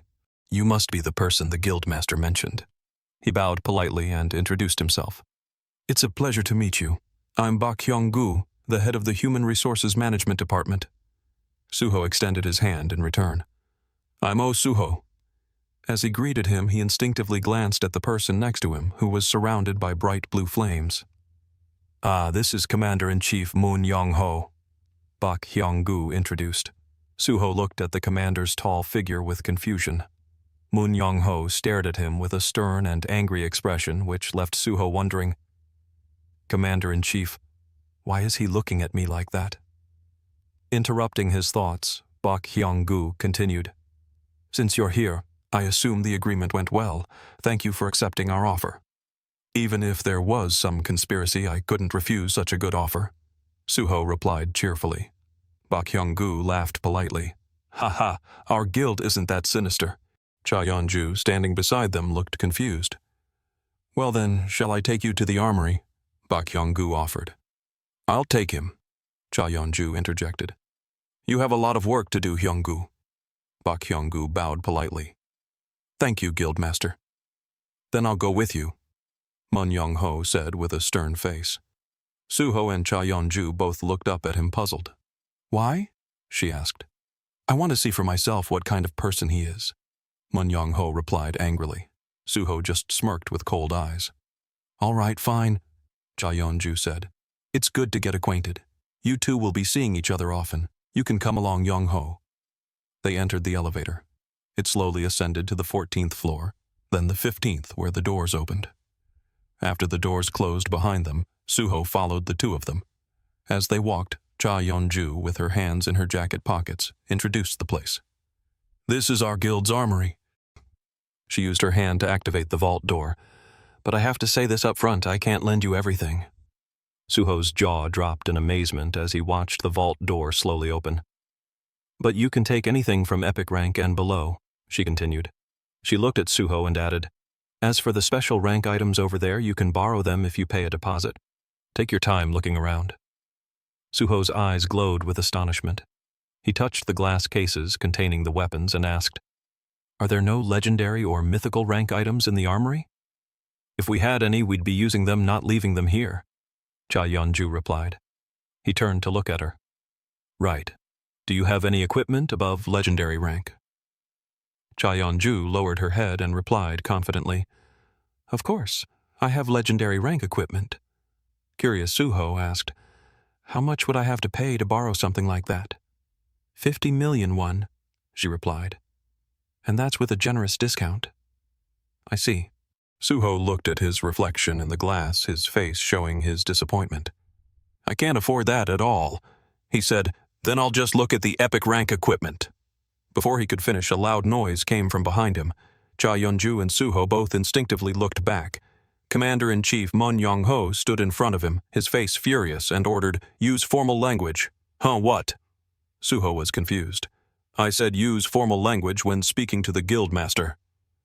Mun Young-ho said sternly, his face contorted in anger, his teeth gritted, creating a tense atmosphere. Suho smirked with a provocative look on his face. I don't feel like it, he said. Facing the fuming Mun Young-ho, he said arrogantly, What if I don't want to? Mun Young-ho gritted his teeth in anger and drew his sword. Suho, seeing this, showed no fear and just smirked. Mun Young-ho drew his sword and swung. Just as the sword was about to hit Suho's face, a loud voice shouted, Young-ho!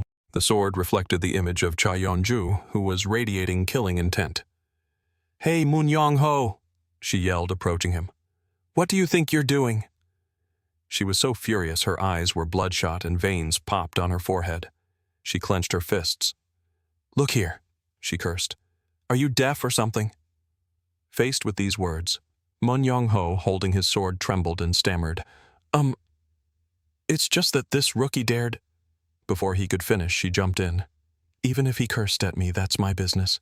Don't stick your nose in other people's affairs. Mun Young-ho. Suho stood between them, calmly listening to their conversation.